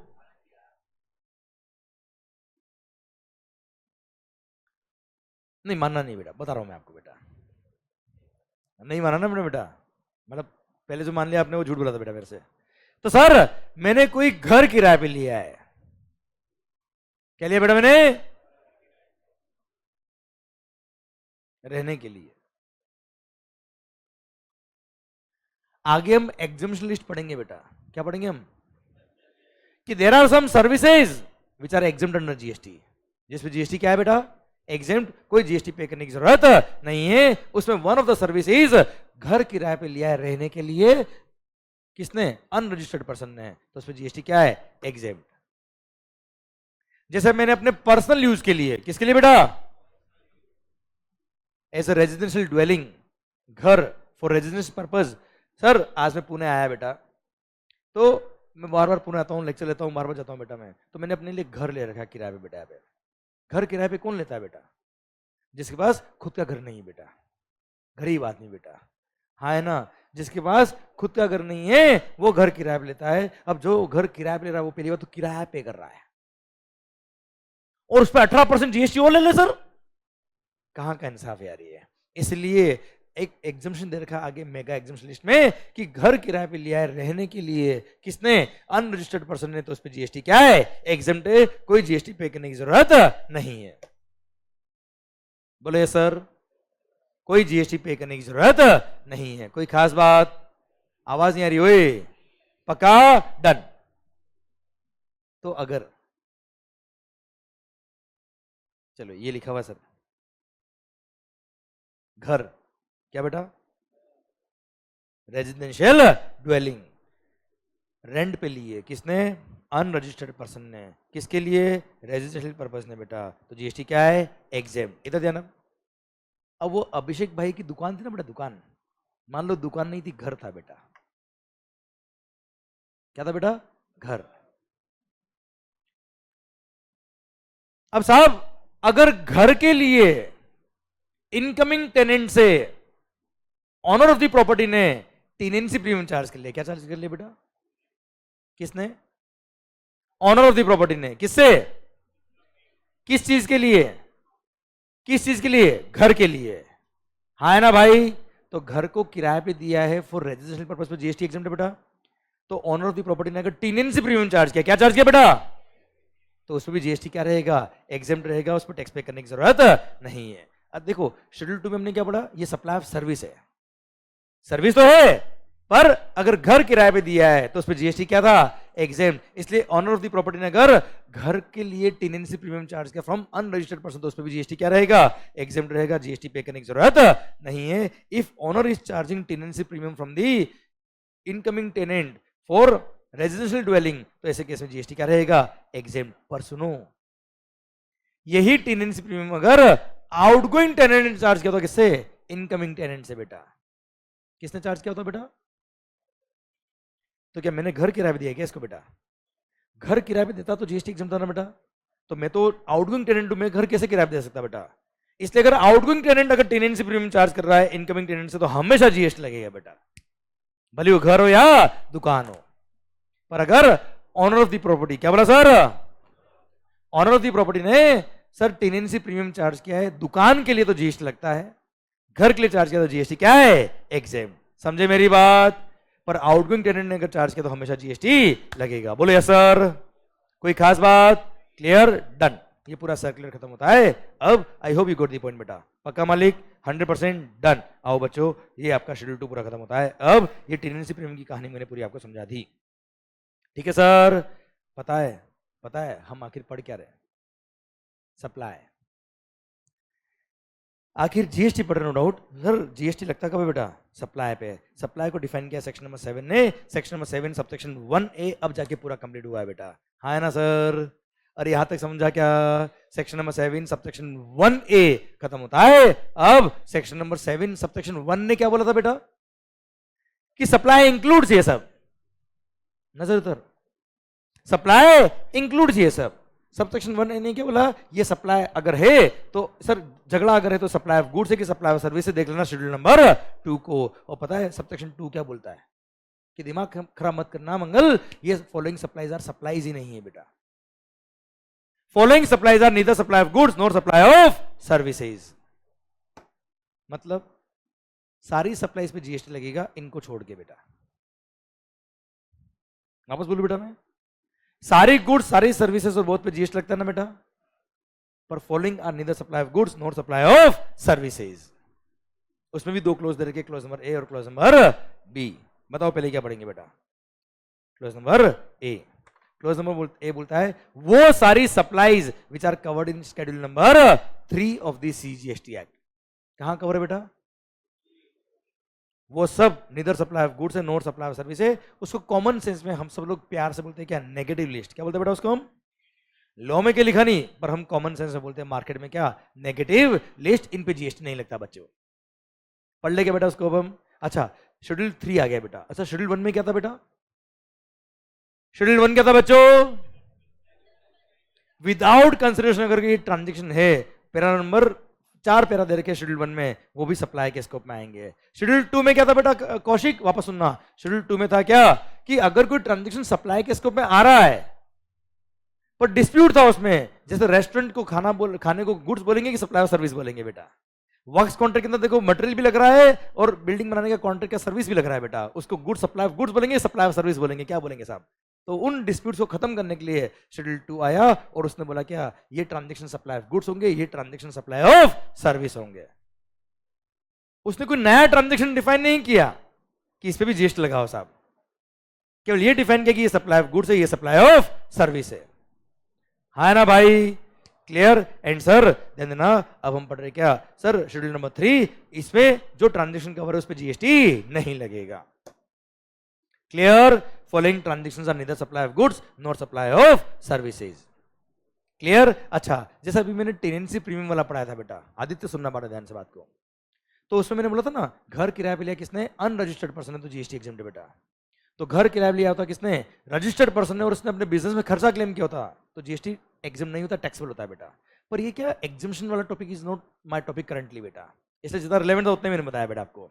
तो जब हम पढ़ेंगे ना मेगा एग्जामिशन लिस्ट तब मैं आपको और डिटेल में बताऊंगा बेटा ये बात, हाँ है ना। अभी तो जितना रिलेवेंट था उतना मैंने बताया बच्चा आपको। क्लियर, ठीक है भाई आदित्य, ओके। मान लो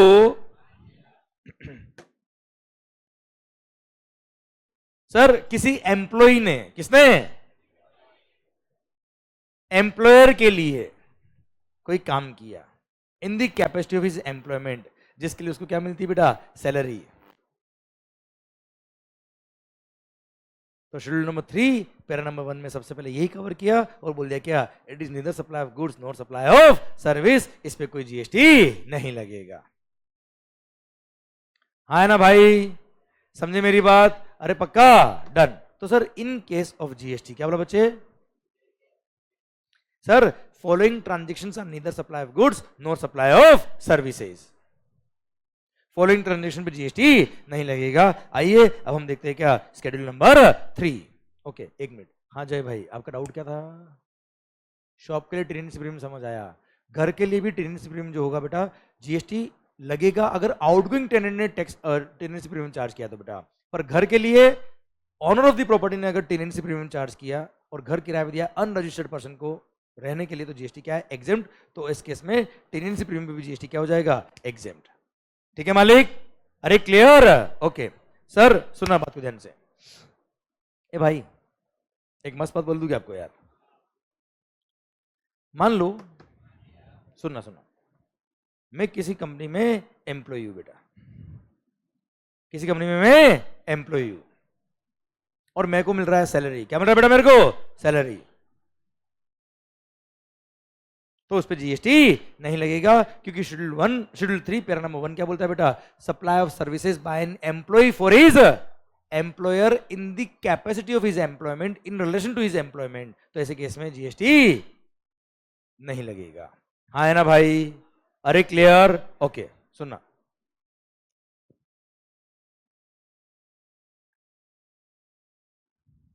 किस पे जीएसटी नहीं लगेगा बच्चा, कुशाग्र में आपको कौशिक इन कुशाग्र में आपको ये टेनेंसी वाला लास्ट में वापस रिपीट करना बेटा, ठीक है, अभी ध्यान दे मेरी तरफ। ओके मालिक,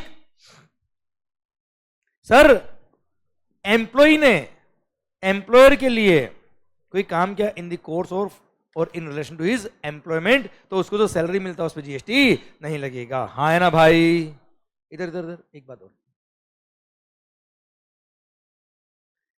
आपने परक्विजिट्स का नाम सुना है क्या बेटा, perquisites are part and parcel of salary only ना यार भाई, अल्टीमेटली उसने एज एन एम्प्लॉय काम किया तभी तो परक्विजिट मिला है उसको बेटा। तो various perquisites like rent free accommodation, like free car of the company, अरे हाँ ना भाई, एटसेट्रा, ये सब क्या है, सैलरी का पार्ट है, इन पे किसी पे भी जीएसटी नहीं लगता। ओके चलिए, अच्छा पॉइंट बोलू क्या एक, मान लो सर, क्या नाम सर, क्या नाम, गौरव, गौरव ना, सुना, तो गौरव भाई एक मिनट भाई सुनना, तो गौरव भाई पता है किसी कंपनी के एम्प्लॉई बेटा, एक मिनट, किसी कंपनी के एम्प्लॉई है, तो मालिक उस कंपनी ने इनको सैलरी पे किया, उस पर जीएसटी नहीं है, पर सर उस कंपनी के ओनर को कोई प्रॉपर्टी चाहिए थी बेटा, कहां पर, शिवाजी नगर में बेटा, हाँ है ना, जहां पे पूरी की पूरी बिल्डिंग बन रही थी किसकी, हर्षित भाई की बेटा, हर्षित टावर याद है बेटा आपको, वैसी ही बिल्डिंग उस कंपनी के मालिक को चाहिए थी। सर गौरव भाई ने हर्षित भाई से बात करी, अच्छा पहले तो ऑनर ऑफ द प्रॉपर्टी ने बोला कि कोई हो तो ध्यान रखना, इसने बोला सर मैं डील करा सकता हूं आपकी, पर अगर वो प्रॉपर्टी दिलवा दी तो मेरा कमीशन 1 CR मेरे को चाहिएगा, बोला डन कर लेंगे सर, इसने सर वो डील करवा दी और उसके लिए इसने कमीशन चार्ज किया, ब्रोकरेज चार्ज किया ₹1 CR, कितना बेटा बताओ,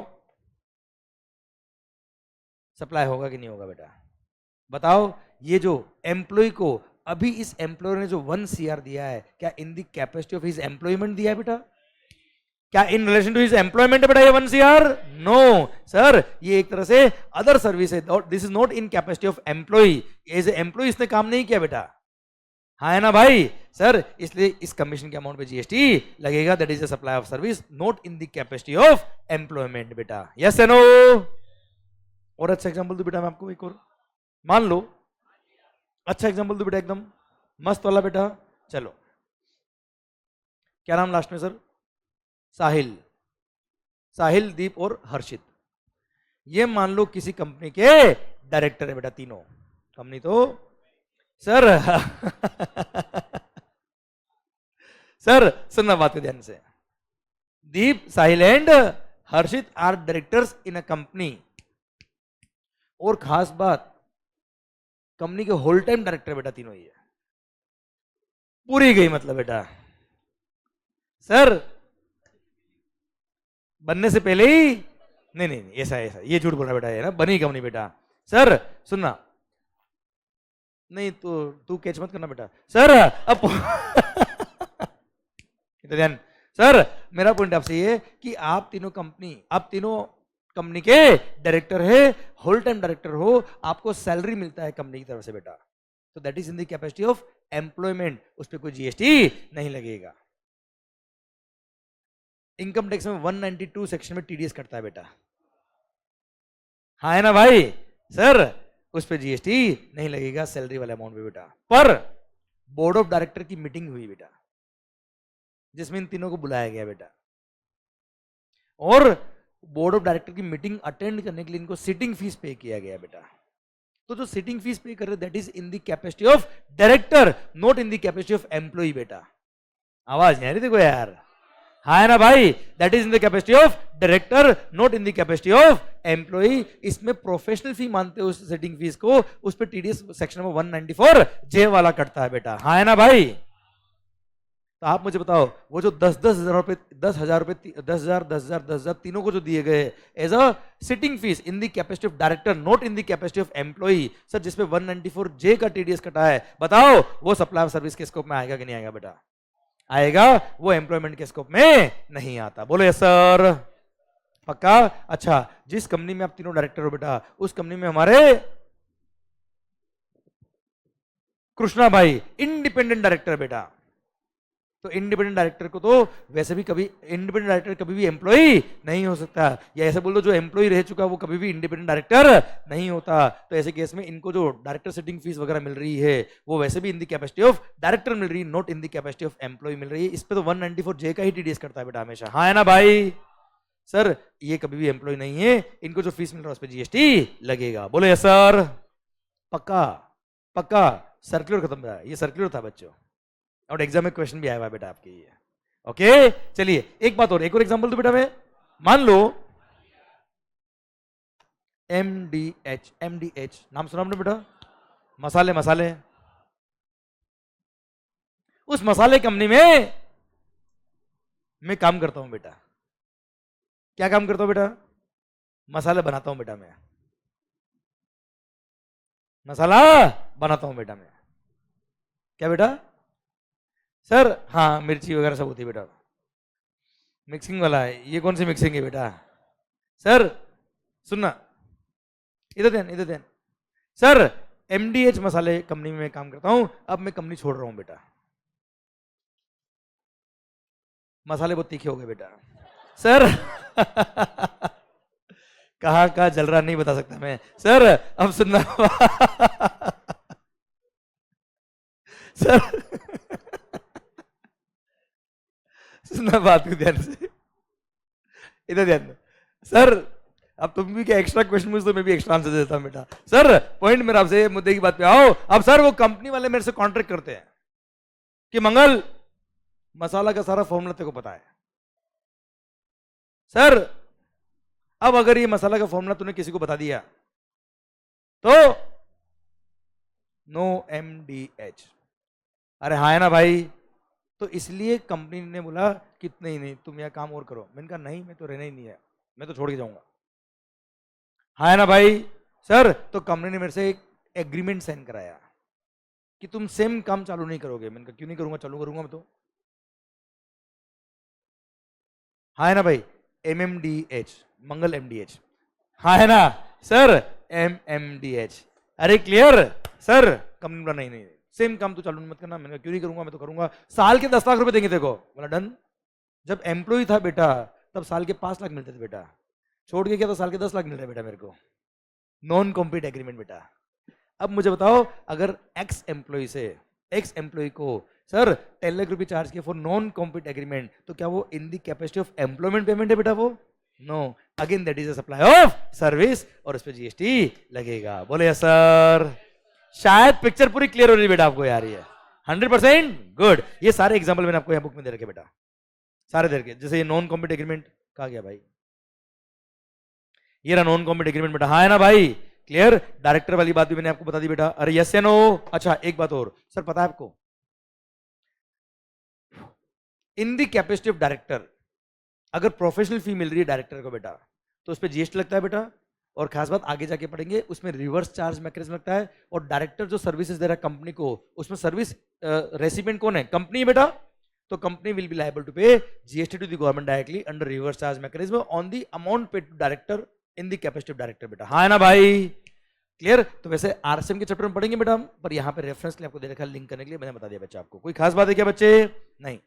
ओके मालिक, चलो सर सेकंड पॉइंट। सर कभी आप कोर्ट गए बेटा? कोर्ट कचहरी के चक्कर काटे बेटा कभी? भगवान ना करे आपको कभी चक्कर काटने पड़े बेटा।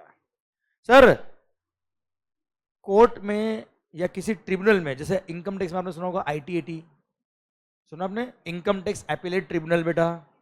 ऐसे जीएसटी में भी है GST-AT, GST अपीलेट ट्रिब्यूनल बेटा। वैसे अपील से चैप्टर आपके कोर्स में अभी नहीं आते बेटा, पर जस्ट बता रहा हूँ नाम बेटा।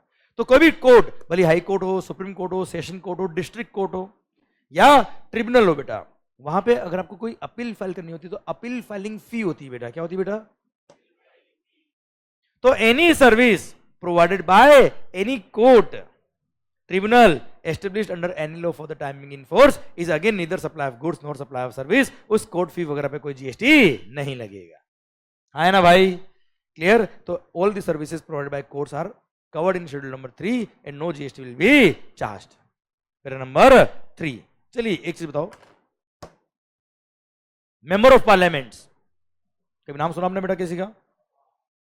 जैसे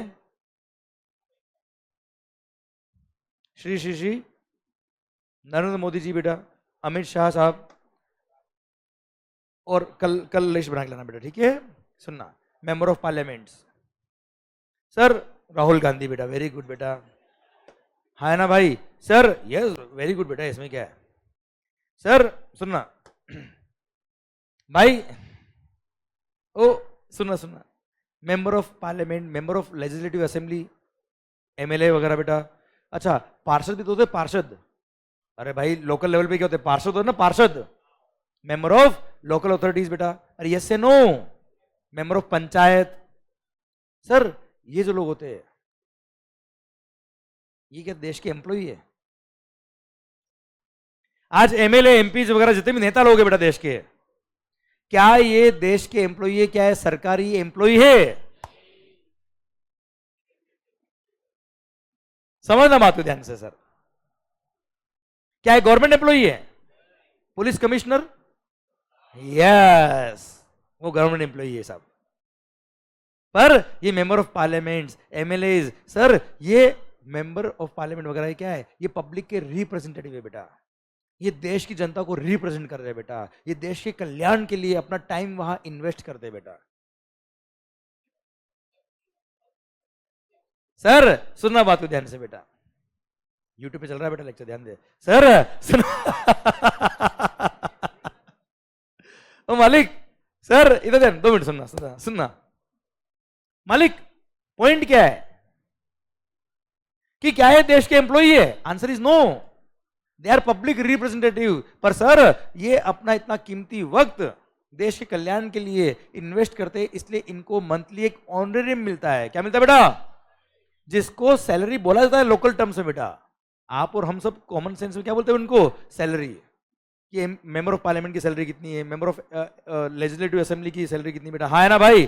पर एक्चुअली वो सैलरी नहीं है, that is honorarium paid to these people to represent us for the development of the country बेटा, हाँ है ना भाई? क्लियर। तो सर अगर वो सैलरी होती तो भाई साहब वो पॉइंट नंबर 1 में कवर होती बच्चा, हाँ है ना sir?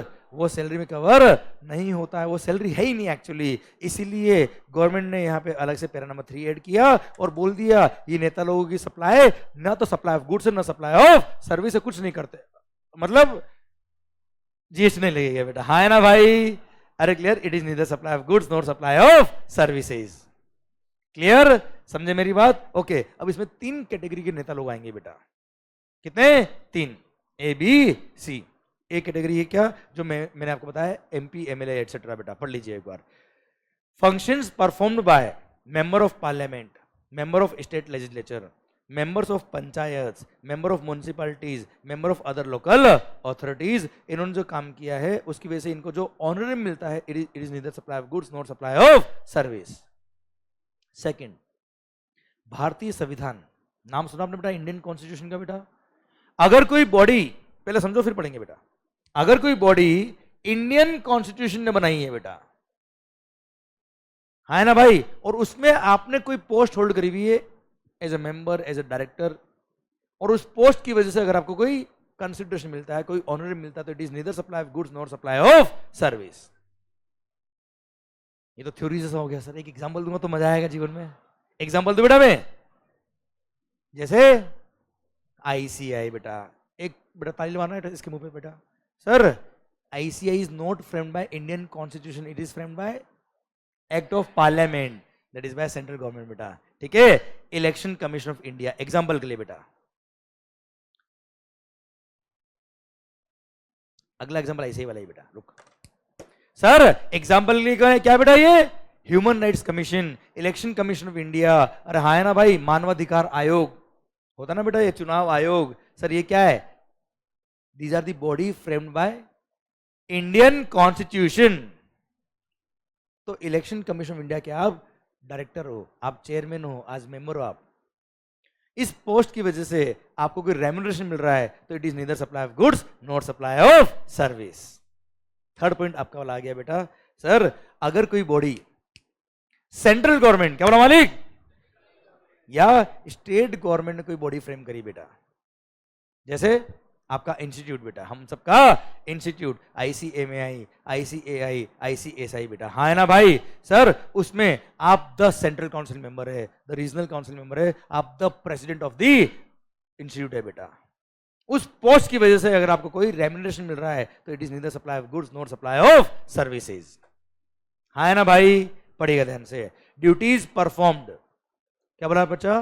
Duties performed by any person as a chairperson or a member or a director in a body established by the central government or state government or a local authority, and who is not deemed as an employee before the commencement of this clause। हाँ ना, जो employ नहीं है बेटा, पर उसने as a post कोई hold करी हुई, तो वो भी सप्लाई ऑफ सर्विस नहीं होगा, कोई जीएसटी नहीं लगेगा। एग्जाम्पल देता बेटा मैं, एग्जाम्पल के लिए मान लो सीए अर्पित काबरा, नाम सुना आपने बेटा इसका? नहीं सुना? सुनो, सीए अर्पित काबरा, अब सुना बेटा आपने? गुड। तो सर तो इसमें क्या है sir, CA Arpit Kabra, he is from Mumbai, मेरा दोस्त रूममेट था बेटा। Sir he is a central council member बेटा, अभी यंगेस्ट एवर आज तक हिस्ट्री में। तो मालिक sir he is the central council member of the ICAI. सुनो बात ध्यान से। तो अर्पित काबरा को उस पोस्ट की वजह से अगर कोई रेम्युनरेशन मिलता है, that is neither supply of goods nor supply of service। Clear? पर सर क्या अर्पित के यहां पे लिख दिया क्या कि तेरे पे जीएसटी कभी लगेगा ही नहीं बेटा? ऐसा नहीं है। अर्पित काबरा की प्रैक्टिसिंग सीए फर्म भी बेटा, हाँ है ना भाई। सर उसने किसी कंपनी का ऑडिट किया, ऑडिट फीस उसको रिसीव हुआ, क्या उसमें भी जीएसटी एग्जम्प्ट है क्या? क्या लिख दिया क्या कि अर्पित ने जो भी काम किया जीएसटी माफ है बेटा? उस पोस्ट की वजह से जो रेम्युनरेशन मिल रहा है उस पर जीएसटी नहीं लगेगा। बोले यस सर। अरे समझ में आ रहा कि नहीं आ रहा भाई? डन सरकार। आइए पैरा नंबर 4। अरे क्लियर? सुना बात को ध्यान से बेटा। तो इन केस ऑफ जीएसटी, क्या बोला बच्चे? सरकार अंतिम सेवा, जो आया है उसको जाना ही है, तो उसको भेजने की सर्विस में जीएसटी माफ है बेटा। सर क्योंकि सोचिए आप, मरने वाले से, जाने वाले से कौन जीएसटी ले सकता है बेटा? Services of funeral, burial, crematorium और mortuary services including transportation of the deceased, कोई जीएसटी नहीं लगेगा। तो सर अगर मान लो, सर अगर मान लो फ्यूनरल वाले बेटा, शमशान वाले कोई चार्जेस लेते बेटा, तो उन चार्ज पे जीएसटी नहीं लगेगा। या ट्रांसपोर्टेशन ऑफ द डिसीज्ड बेटा, डेड बॉडी को ट्रांसपोर्ट करने के लिए सर कोई व्हीकल आपने यूज किया है, उसने कोई चार्जेस लिए, उस पर भी जीएसटी नहीं लगेगा। क्लियर? जैसे ट्रांसपोर्टेशन ऑफ द डिसीज लिए क्या काम आता है बेटा? अरे एम्बुलेंस, भाई साहब एम्बुलेंस मुझे बताइए कि मरने से पहले काम आती है कि बाद में काम आती है? दोनों टाइम काम आती है बेटा। Clear sir? तो ये मरने के बाद काम आई तो नहीं लगेगा, मरने से पहले काम आई तो बीच में सर सर सुनना, पहली बात तो ये जस्ट आपको समझाता बेटा मैं, वैसे आपको बताया था मैं, आगे जब पढ़ेंगे एग्जाम लिस्ट उसमें एम्बुलेंस सर्विस को क्या किया हुआ बेटा? एग्जाम किया हुआ बेटा। Clear sir? मरने के पहले भी मरने के बाद भी दोनों पे जीएसटी क्या है? एग्जाम्प्ट है। एम्बुलेंस में अगर हमने ट्रांसपोर्ट किया तो बेटा पता है, ओला उबर में अगर हमने ट्रांसपोर्ट किया है पैसेंजर का, जीएसटी लगता है बेटा। पर यही अगर आप मॉर्निंग में क्लास में अगर एम्बुलेंस में आते हो बेटा, जीएसटी एग्जाम्प्ट है, यू कैन प्लान अकॉर्डिंगली बेटा। ठीक है ना सर? यहां तक बात समझे क्या? क्लियर? डन, बोलिए। अच्छा, कोई अगर एक्सपायर हो गया और उसको लेके जाने के लिए इसने कार खरीदा बेटा, क्लियर? तो यहां पे सर्विस के लिए बोला है बेटा, गुड्स के लिए नहीं बोला है बेटा। Services of funeral, burial, crematorium और mortuary services including transportation of the passenger और ट्रांसपोर्टेशन ऑफ द डिसीज बेटा। ट्रांसपोर्टेशन सर्विस पे जीएसटी एग्जाम्प्ट है। कार खरीद के उसको लेके गए तो कार खरीदने पे जीएसटी एग्जाम्प्ट नहीं बेटा। हाँ है ना भाई? अरे क्लियर? डन। पॉइंट कुछ समझ में आ रहा है कि जा रहा है? पक्का ना मालिक? यस। तो सर जैसे मोक्ष व्रत हो गया, मोक्ष व्रत भी तो होता ना बेटा सर, इन सब के चार्जेस पे जीएसटी नहीं लगता है बेटा। ओके मालिक? चलिए सरकार, क्योंकि जाने वाले से कौन जीएसटी ले सकता है बेटा? हाँ है ना सर? तो आप लोग प्लान कर सकते हो अकॉर्डिंगली बेटा, जीएसटी माफ है बेटा उस पर, मतलब इधर ध्यान सर। पैरा नंबर 5 यहां तक क्लियर है क्या बेटा आपको? सर अरे भाई अलग धर्म में क्या होता है बेटा, जैसे आज फ्यूनरल में क्या होता है, हम सर डेड बॉडी को जलाते बेटा, ब्यूरियल मतलब दफनाना बेटा, है ना? तो इस तरह के अलग अलग धर्म में होता है बेटा सारी चीजें। ओके, कौशिक ने पूछा था बेटा ये। ओके सरकार, फ्यूनरल, ब्यूरियल, क्रेमेटोरियम और mortuary services including transportation of the deceased, तो सर इसके चार्ज पे जीएसटी नहीं लगता। यहां तक क्लियर है क्या बेटा आपको? आइए पैरा नंबर 5। अच्छा अब तक हमने क्या पढ़ा? 4 पैरा पढ़े बेटा। एक बार चारों वापस बोल दूं क्या बेटा? कई बार क्या होता है 5-6 पॉइंट होता है ना बेटा, तो 3-4 पॉइंट खत्म होते हैं, उसके बाद लगता है पता नहीं जिंदगी कहाँ चल रही है, बस चल ही रही है बेटा, पीछे वाले तो छूट गए बेटा आज। ऐसा लगता है तो क्या करने का, आपने देखा होगा मैंने जितने भी पॉइंट पढ़ा आपको बार बार रिवाइज करा बेटा आगे वाले, ताकि आपको लगे नहीं कि कुछ छूट गया पीछे बेटा। सरकार शेड्यूल नंबर 3 क्या पढ़ रहे हैं बेटा? आवाज आ रही? शेड्यूल नंबर 3 की following transactions are neither supply of goods nor supply of services. हाँ है ना भाई? Following transactions are neither supply of goods nor supply of services. उसका पैरा नंबर 1 बोलता है क्या? Services provided by an employee for his employer in the course of और in relation to his employment is neither supply of goods nor supply of service. Second बोलता है क्या? Court फी बेटा, any service provided by any court और tribunal for the timing in force बेटा। हाँ है ना सर? क्लियर? थर्ड बोलता है क्या? सर देश के नेता लोग, MP, MLA, member of parliament वगैरह बेटा। हाँ है ना सर? सेकंड कैटेगरी क्या है? इंडियन कॉन्स्टिट्यूशन ने कोई बॉडी बनाई, उसमें आपने कोई पोस्ट होल्ड करी है। और थर्ड क्या? सेंट्रल गवर्नमेंट, स्टेट गवर्नमेंट या लोकल अथॉरिटी ने कोई बॉडी बनाई, उसमें आपने कोई पोस्ट होल्ड करी, neither supply of goods not supply of service. Para number 4 बोलता है क्या? अंतिम सेवा। हाँ है ना? Services of funeral, burial, crematorium और mortuary services including transportation of the deceased is neither supply of goods not supply of services. Clear? समझे मेरी बात? आइए पैरा नंबर 5। ए भाई हम पढ़ क्या रहे बेटा? जीएसटी। जीएसटी का फुल फॉर्म क्या बेटा? भाई goods and services tax. Goods क्या होता है? सर्विस क्या होता है? सर अब तक हमने पढ़ा ही नहीं तो यार, एक काम इसको छोड़ यार, पहले पढ़ते हैं हम क्या, definition of goods, definition of service. ध्यान है, हमने पेंडिंग रखा हुआ है गुड्स और सर्विस की डेफिनेशन। बेटा सही वक्त आ रहा है बेटा उसका, पढ़ लीजिए बेटा एक बार। आइए सर, गुड्स एंड सर्विसेज की डेफिनेशन बेटा ये रहा। सर मैंने लिखवा था ना पेंडिंग है बेटा ये। आइए बच्चों, सर सप्लाई ऑफ, भाइयों भाइयों भाइयों 2 मिनट और, अच्छा वैसे पॉइंट पढ़ाना चाहूँ ना, पॉइंट 5 और 6 ऐसे खत्म हो सकते हैं सर, 2 मिनट लग सकते हैं सर, केवल 2 मिनट लगेंगे और आप भी बोलोगे हाँ सर सही बोल रहे हो आप। पर वो क्यों आया ना, ये अगर पढ़ना तो 10 मिनट लगेंगे सर मेरे, चलेगा? मान लो, नहीं मानना क्या है, गुड्स पढ़ना है बेटा इसमें। गुड्स की डेफिनेशन बेटा, सर गुड्स मीन्स, हाँ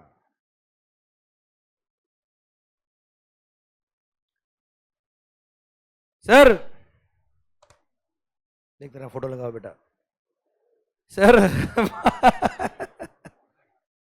हाँ ये तेरा है और ये मेरा है बेटा, बट ठीक है चल सर कहा जा रहे हैं बेटा, सब तेरे को बता दे बेटा।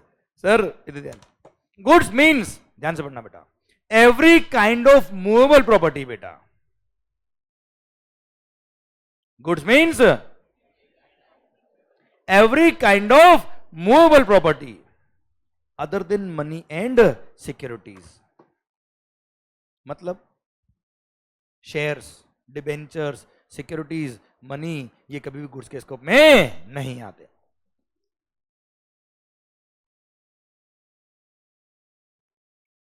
Goods means every kind of movable property other than money and securities, but it includes actionable claim. ओ ओ ओ यार आपने इतने सारे एक्ट अब तक पढ़ लिए बेटा जीवन में, सारे एक्ट में ये पढ़ा होगा क्या, goods excludes actionable claims. This is the only act where it is written that goods includes actionable claims. ऐसा क्यों, थोड़ी देर बाद समझ में आएगा, अभी नहीं आएगा। ठीक है, अगले पॉइंट में बताऊंगा बेटा मैं। एक्सटर्नल क्लेम को भी याद रखिए, पेंडिंग बेटा, ठीक है मालिक। चलिए 5 मिनट के लिए पेंडिंग रखो, फिर बताऊंगा मैं आपको, इसको छोड़ो अभी आप। सरकार, goods includes external claims and growing crops, grass or things which are attached to or forming part of the land which are agreed to be severed before the supply or under contract of supply। अरे मतलब बेटा कोई खेत है, मान लो कोई खेत है जिसमें प्रोड्यूस उगी हुई बेटा, और आपने खेत का खेत परचेज नहीं किया होशियारी, ओ मैडम खेत परचेज नहीं किया बेटा, आपने फार्म परचेज नहीं किया, फार्म का जो प्रोड्यूस था ना बेटा वो परचेज किया, और उसमें भी क्या कि ये काट के बेचोगे बेटा, फार्म का जो प्रोडक्शन है वो कट करके सीवेड बिफोर सप्लाई बेटा, है ना सर, तो अब आप बेचोगे तो मतलब वो इम्यूटेबल नहीं, वो क्या है, मूवेबल है बेटा। क्या है बच्चे, वो मूवेबल। अरे ऑब्वियसली ना यार, सरकार सुनना हो शरीर, तो मेन बात पे होना, 2-3 मिनट की ध्यान रखना, क्योंकि मैं एक ऐसा पॉइंट कनेक्ट करूंगा, मजा आ जाएगा सर आपको। पूरा ध्यान इधर बेटा, पूरा ध्यान इधर, 2 मिनट के लिए बेटा। अब जो बात बताने वाला हूँ वो बुक्स में आपको 3-4 बार पढ़ोगे ना समझ में नहीं आएगी, पर मैंने कनेक्ट करके क्लिक करा दिया आपको तो मजा आ जाएगा सर। और मैं चाहता हूँ आप मुझे बताएं, मैं नहीं बताऊंगा बेटा आपको, ठीक है? इसलिए 2-3 मिनट में को यहाँ पे पूरे यहाँ चाहिए, कुछ मत लिखो भी आप। Goods means goods means any kind of movable property, every kind of movable property other than money और securities, but includes actionable claims in growing crops etcetera बेटा। हटा, ठीक है मालिक? चलिए वापस मेन बात पे आना बेटा। Goods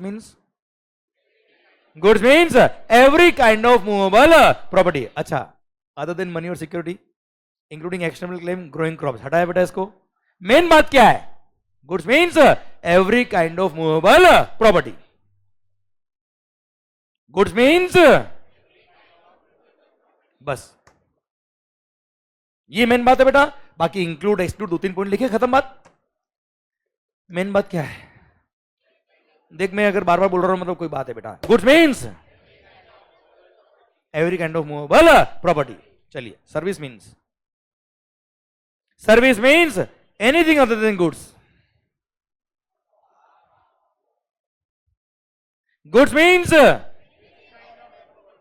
every kind of movable property. Service means anything other than goods is called service, but it exclude वही money and securities.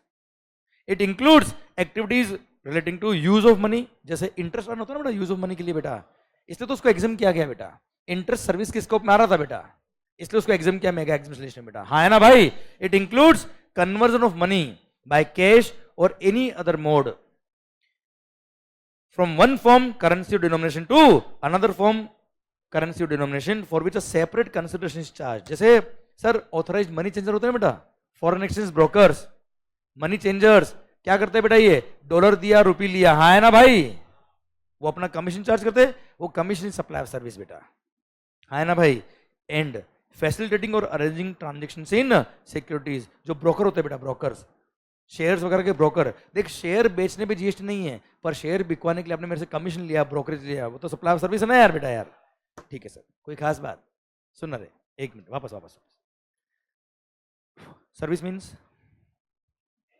Anything other than goods. अच्छा, it exclude money and securities, it includes activity relating to use of money, conversion of money. Sir या आपका arranging transaction in securities, ठीक है ना यार.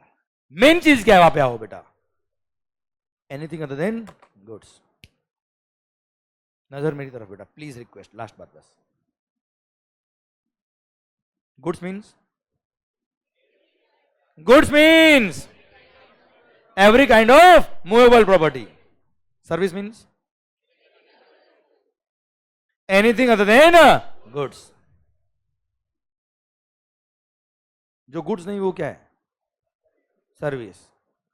और goods का मतलब क्या है, every kind of movable property. ये थोड़ी बेंच मूव करना बेटा, ठीक. ये दुनिया ऐसी ही बेटा, आप थोड़ा मूव करने की कोशिश करो, पीछे लात मारते बेटा. सर मूव होगी बेटा, बेंच ये वाली क्या, सर क्या नाम, साहिल ना बेटा, थोड़ा सा पिलर शिफ्ट करना बेटा ये वाला, हाँ पिलर शिफ्ट कर बेटा थोड़ा सा. सर हो तो जाएगा, टूट जाएगा, बोलना मत बाद में. क्या है, दीवार शिफ्ट कर सकते हो क्या आप, क्या है पिलर शिफ्ट कर सकते हो क्या आप, सर कर तो सकते हो पर टूट जाएगा सर, सब्सटेंशियल डैमेज हो जाएगा sir. This is what is called immovable property. किसी को बेटा फिट किया हुआ है, it doesn't mean it is immovable बेटा. बिना सब्सटेंशियल डैमेज के खोल के उसको अगर शिफ्ट कर सकते हो तो वो क्या होता है बेटा, मूवेबल बेटा. जैसे प्रोजेक्टर लग रहा है बेटा, इसको खोल के शिफ्ट कर सकते हो ना बेटा यार, आप अभी फिट किया हुआ है, इट डजंट मीन कि इट इज इमूवेबल बेटा. पर ये पिलर को शिफ्ट कर सकते हो क्या बेटा, ये दीवार को शिफ्ट कर सकते हो क्या बेटा, इस बिल्डिंग को थोड़ा सा इधर शिफ्ट कर सकते हो क्या बेटा, नहीं, है ना भाई. It is called immovable property. Yes या no. Okay. Goods means every kind of movable property. जो मूवेबल है वो गुड्स नहीं है, और जो गुड्स नहीं वो क्या है, सर्विस. एक मिनट वापस वापस सुनना. जो मूवेबल है वो क्या है, देख ढंग से आवाज आनी चाहिए बेटा. देखो, जो मूवेबल है वो क्या है, और जो मूवेबल नहीं है वो क्या है. वापस सुनना. What do mean by service. Service means anything other than goods. और गुड्स का मतलब क्या बेटा, every kind of movable property. जो मूवेबल है वो गुड्स है, और जो गुड्स नहीं वो क्या है, सर्विस है. मैंने कोचिंग पढ़ाया वो क्या है बेटा, ये बिल्डिंग क्या है, बिल्डिंग गुड्स है, बिल्डिंग गुड्स है, बिल्डिंग गुड्स है क्या, और जो गुड्स नहीं वो क्या है. ओ भाई हाँ, 2 मिनट. अरे भाई मैंने नहीं बोला यार, ये एक्ट ने लिखा है बेटा यार. सर अब ये मेरे को डांट रहे, सर बिल्डिंग कैसे सर्विस हो सकती है, अब बात करते हैं, इसलिए तो उसको पेंडिंग रखा था बेटा, वरना पेंडिंग रखता क्या मैं कोई बात को. समझा मेरी बात. आप ये तो मजे लो बेटा. सर कानून पढ़ने के मजे लो सर. आप लोग क्या करते हैं, इसको याद कर करके पागल होते हैं बेटा, मजे ले लेते बेटा लाइफ में, एंजॉय तो करो इसके. Sir goods means every kind of movable property and anything other than goods is called. मतलब अगर मैंने बिल्डिंग बना के बेचा है आपको, मैंने 30 फ्लैट बेचे आपको, 30 फ्लैट बने बनाए बेचे, क्या है, सर्विस है ना बेटा, गुड्स तो मूवेबल प्रॉपर्टी होता है बेटा, 30 फ्लैट, फ्लैट्स आर इमूवेबल, और जो गुड्स नहीं वो क्या है, सर्विस है। तो 30 फ्लैट बेचे मैंने आपको, तो वो क्या हो गया, सर्विस।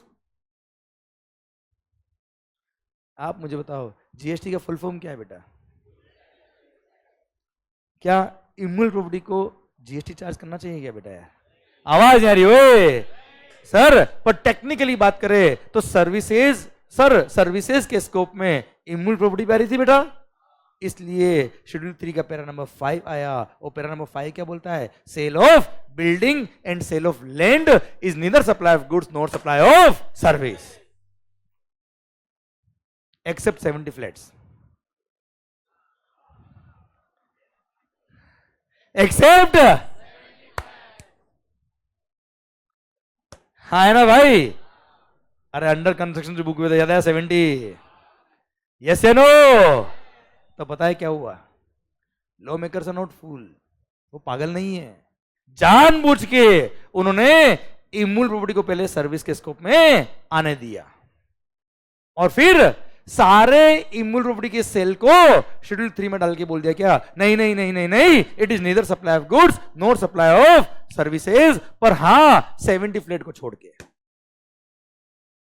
70 फ्लैट पे जीएसटी, क्योंकि that is sale of flat, actually that is sale of flat, पर सिंस उसका बुकिंग पहले हो गया था इसलिए सप्लाई ऑफ सर्विस होता है। इसलिए उन्होंने क्या किया, पहले इमूवेबल प्रॉपर्टी को सर्विस के स्कोप में जानबूझ के आने दिया बेटा, और फिर 70 फ्लैट पे इनको जीएसटी लगाना था, मतलब अंडर कंस्ट्रक्शन जो बुकिंग हो जाती बेटा उन पे जीएसटी लगाने के लिए इन्होंने पहले सारी प्रॉपर्टीज को क्या किया, इमूवेबल प्रॉपर्टी को सर्विस के स्कोप में डाला, और उन 70 फ्लैट को छोड़ के बाकी सबको शेड्यूल नंबर 3 में डाल दिया, और बोल दिया क्या, it is neither supply of goods not supply of service. बोलो भारत माता की।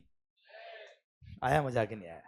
देख बच्चों, ये लास्ट 10-15 मिनट में आपको ऐसा नहीं भी पढ़ा था ना सर, मैं डायरेक्ट बोल देता आपको कि शेड्यूल 3 पैरा नंबर 5 बोलता है सेल ऑफ लैंड और sale of building is neither supply of goods not supply of service, GST नहीं लगता। आप क्या बोलते हैं? हाँ सर, हाँ है ना भाई? पर सर अब शायद आपको समझ में आया कि शेड्यूल 3 में आखिर लिखना ही क्यों पड़ा बेटा। मैं आपसे पूछता हूं कि अगर वो गुड्स और सर्विस के स्कोप में नहीं आ रहे होते तो शेड्यूल 3 में लिखते ही क्यों बेटा? समझो, अगर कोई गुड्स और सर्विस के स्कोप में ही नहीं आ रहा है तो why there is a need of schedule number 3 बेटा। इसलिए मैंने आपको पहले समझाया कि ये क्यों लिखा, क्या लिखा, शायद आप जीवन में कभी नहीं भूलोगे बेटा। अब आप, हाँ है ना मालिक? क्लियर, डन, पॉइंट खत्म होता है। अब वहां पता है क्या लिखा है सर, इधर नजर शेड्यूल नंबर 3 पैरा नंबर 5 में लिखा है क्या, sale of land and subject to para 5 clause B of schedule 2 of the CGST act sale of building. मतलब शेड्यूल 2 पैरा 5 क्लोज बी याद है 70 फ्लैट्स, 70 फ्लैट को छोड़ दो, उसके अलावा सारा सेल ऑफ बिल्डिंग भी neither supply of goods not supply of service है। क्लियर? अभी समझ में आया क्या भाई? हाँ जी हाँ, पक्का। आओ बच्चों एक मिनट, ये रहा बेटा सेल ऑफ लैंड। अच्छा मजा आया कि नहीं आया बेटा? यार पक्का 100% गुड। कॉन्सेप्ट समझ में आ रहा है बेटा? सर मेरी नजर में this is called in depth learning बेटा, समझे? बुक याद कराने से कुछ नहीं होगा यार बेटा, ठीक है मालिक? चलिए, sale of land and subject to para 5 clause B of schedule 2। Schedule 2 याद है बेटा आपको? पैरा 5 क्लोज बी क्या था वो? 70 फ्लैट याद है बेटा आपको? सर सब्जेक्ट मतलब उसको छोड़ दो, बाकी सारी सेल ऑफ बिल्डिंग भी neither supply of goods not supply of service. Okay मालिक? चलिए सर देखिए, मैंने जस्ट एग्जांपल के लिए रिवाइज करने के लिए आपको लिखा है बेटा कि अगर हमने कोई बिल्डिंग को रेंट पे दिया, लीज पे दिया, लाइसेंस पे दिया बेटा, तो क्या है? सप्लाई ऑफ सर्विस है बेटा। पढ़ चुके हैं बेटा? अरे कोई बिल्डिंग या लैंड को रेंट पे दिया है, क्या है? Supply of service. Sale of flat before completion certificate और first occupancy whichever is earlier, supply of service. हाँ है ना भाई? और सेल ऑफ लैंड और building is neither supply of goods not supply of service. Schedule number 3 के हिसाब से कोई जीएसटी नहीं लगेगा। कोई खास बात? पक्का बच्चों? चलिए सर पैरा नंबर 6। ब्रेक चाहिए बेटा आपको? सही में चाहिए ब्रेक? या 5 मिनट और ले लूंगा? 5 मिनट में तो नहीं होगा बेटा, 15 मिनट लगेंगे मेरे को। आप बोलो वैसा करो, ब्रेक के बाद कर ले। ब्रेक के बाद चलिए सर, यहां तक समझ में आया बेटा आपको? आवाज नहीं आ रही हुई? क्लियर? चलिए मिलते हैं ब्रेक के बाद। आई hope you got the entire fundamental बच्चों। ठीक है सर, अपने को कोई जल्दी नहीं है, पर हाँ हर चीज का सर क्या लिखा है वो तो समझ में आ ही जाएगा, पर पहले समझो क्या क्यों लिखा है और कैसे लिखा है बेटा, वो अगर आपको समझ में आ गया तो सर जिंदगी आसान हो जाएगी बेटा, आपको याद नहीं करना पड़ेगा। एंड मेरी रिक्वेस्ट सबसे क्या है बेटा, डेली बेसिस में कहता हूँ सेम डे आपको पढ़ना है। कारण क्या है बेटा, ये जो एग्जाम्पल्स है ना, जो इन डेप्थ आपका जो आपको जो फील आता है ना, हाँ सर मजा आ गया, वो फील अगर आपको कैरी करना तो you have to do some hard work at your end also बेटा। है ना बच्चों? क्लियर? चलिए सर मिलते हैं ब्रेक के बाद। Thank you so much.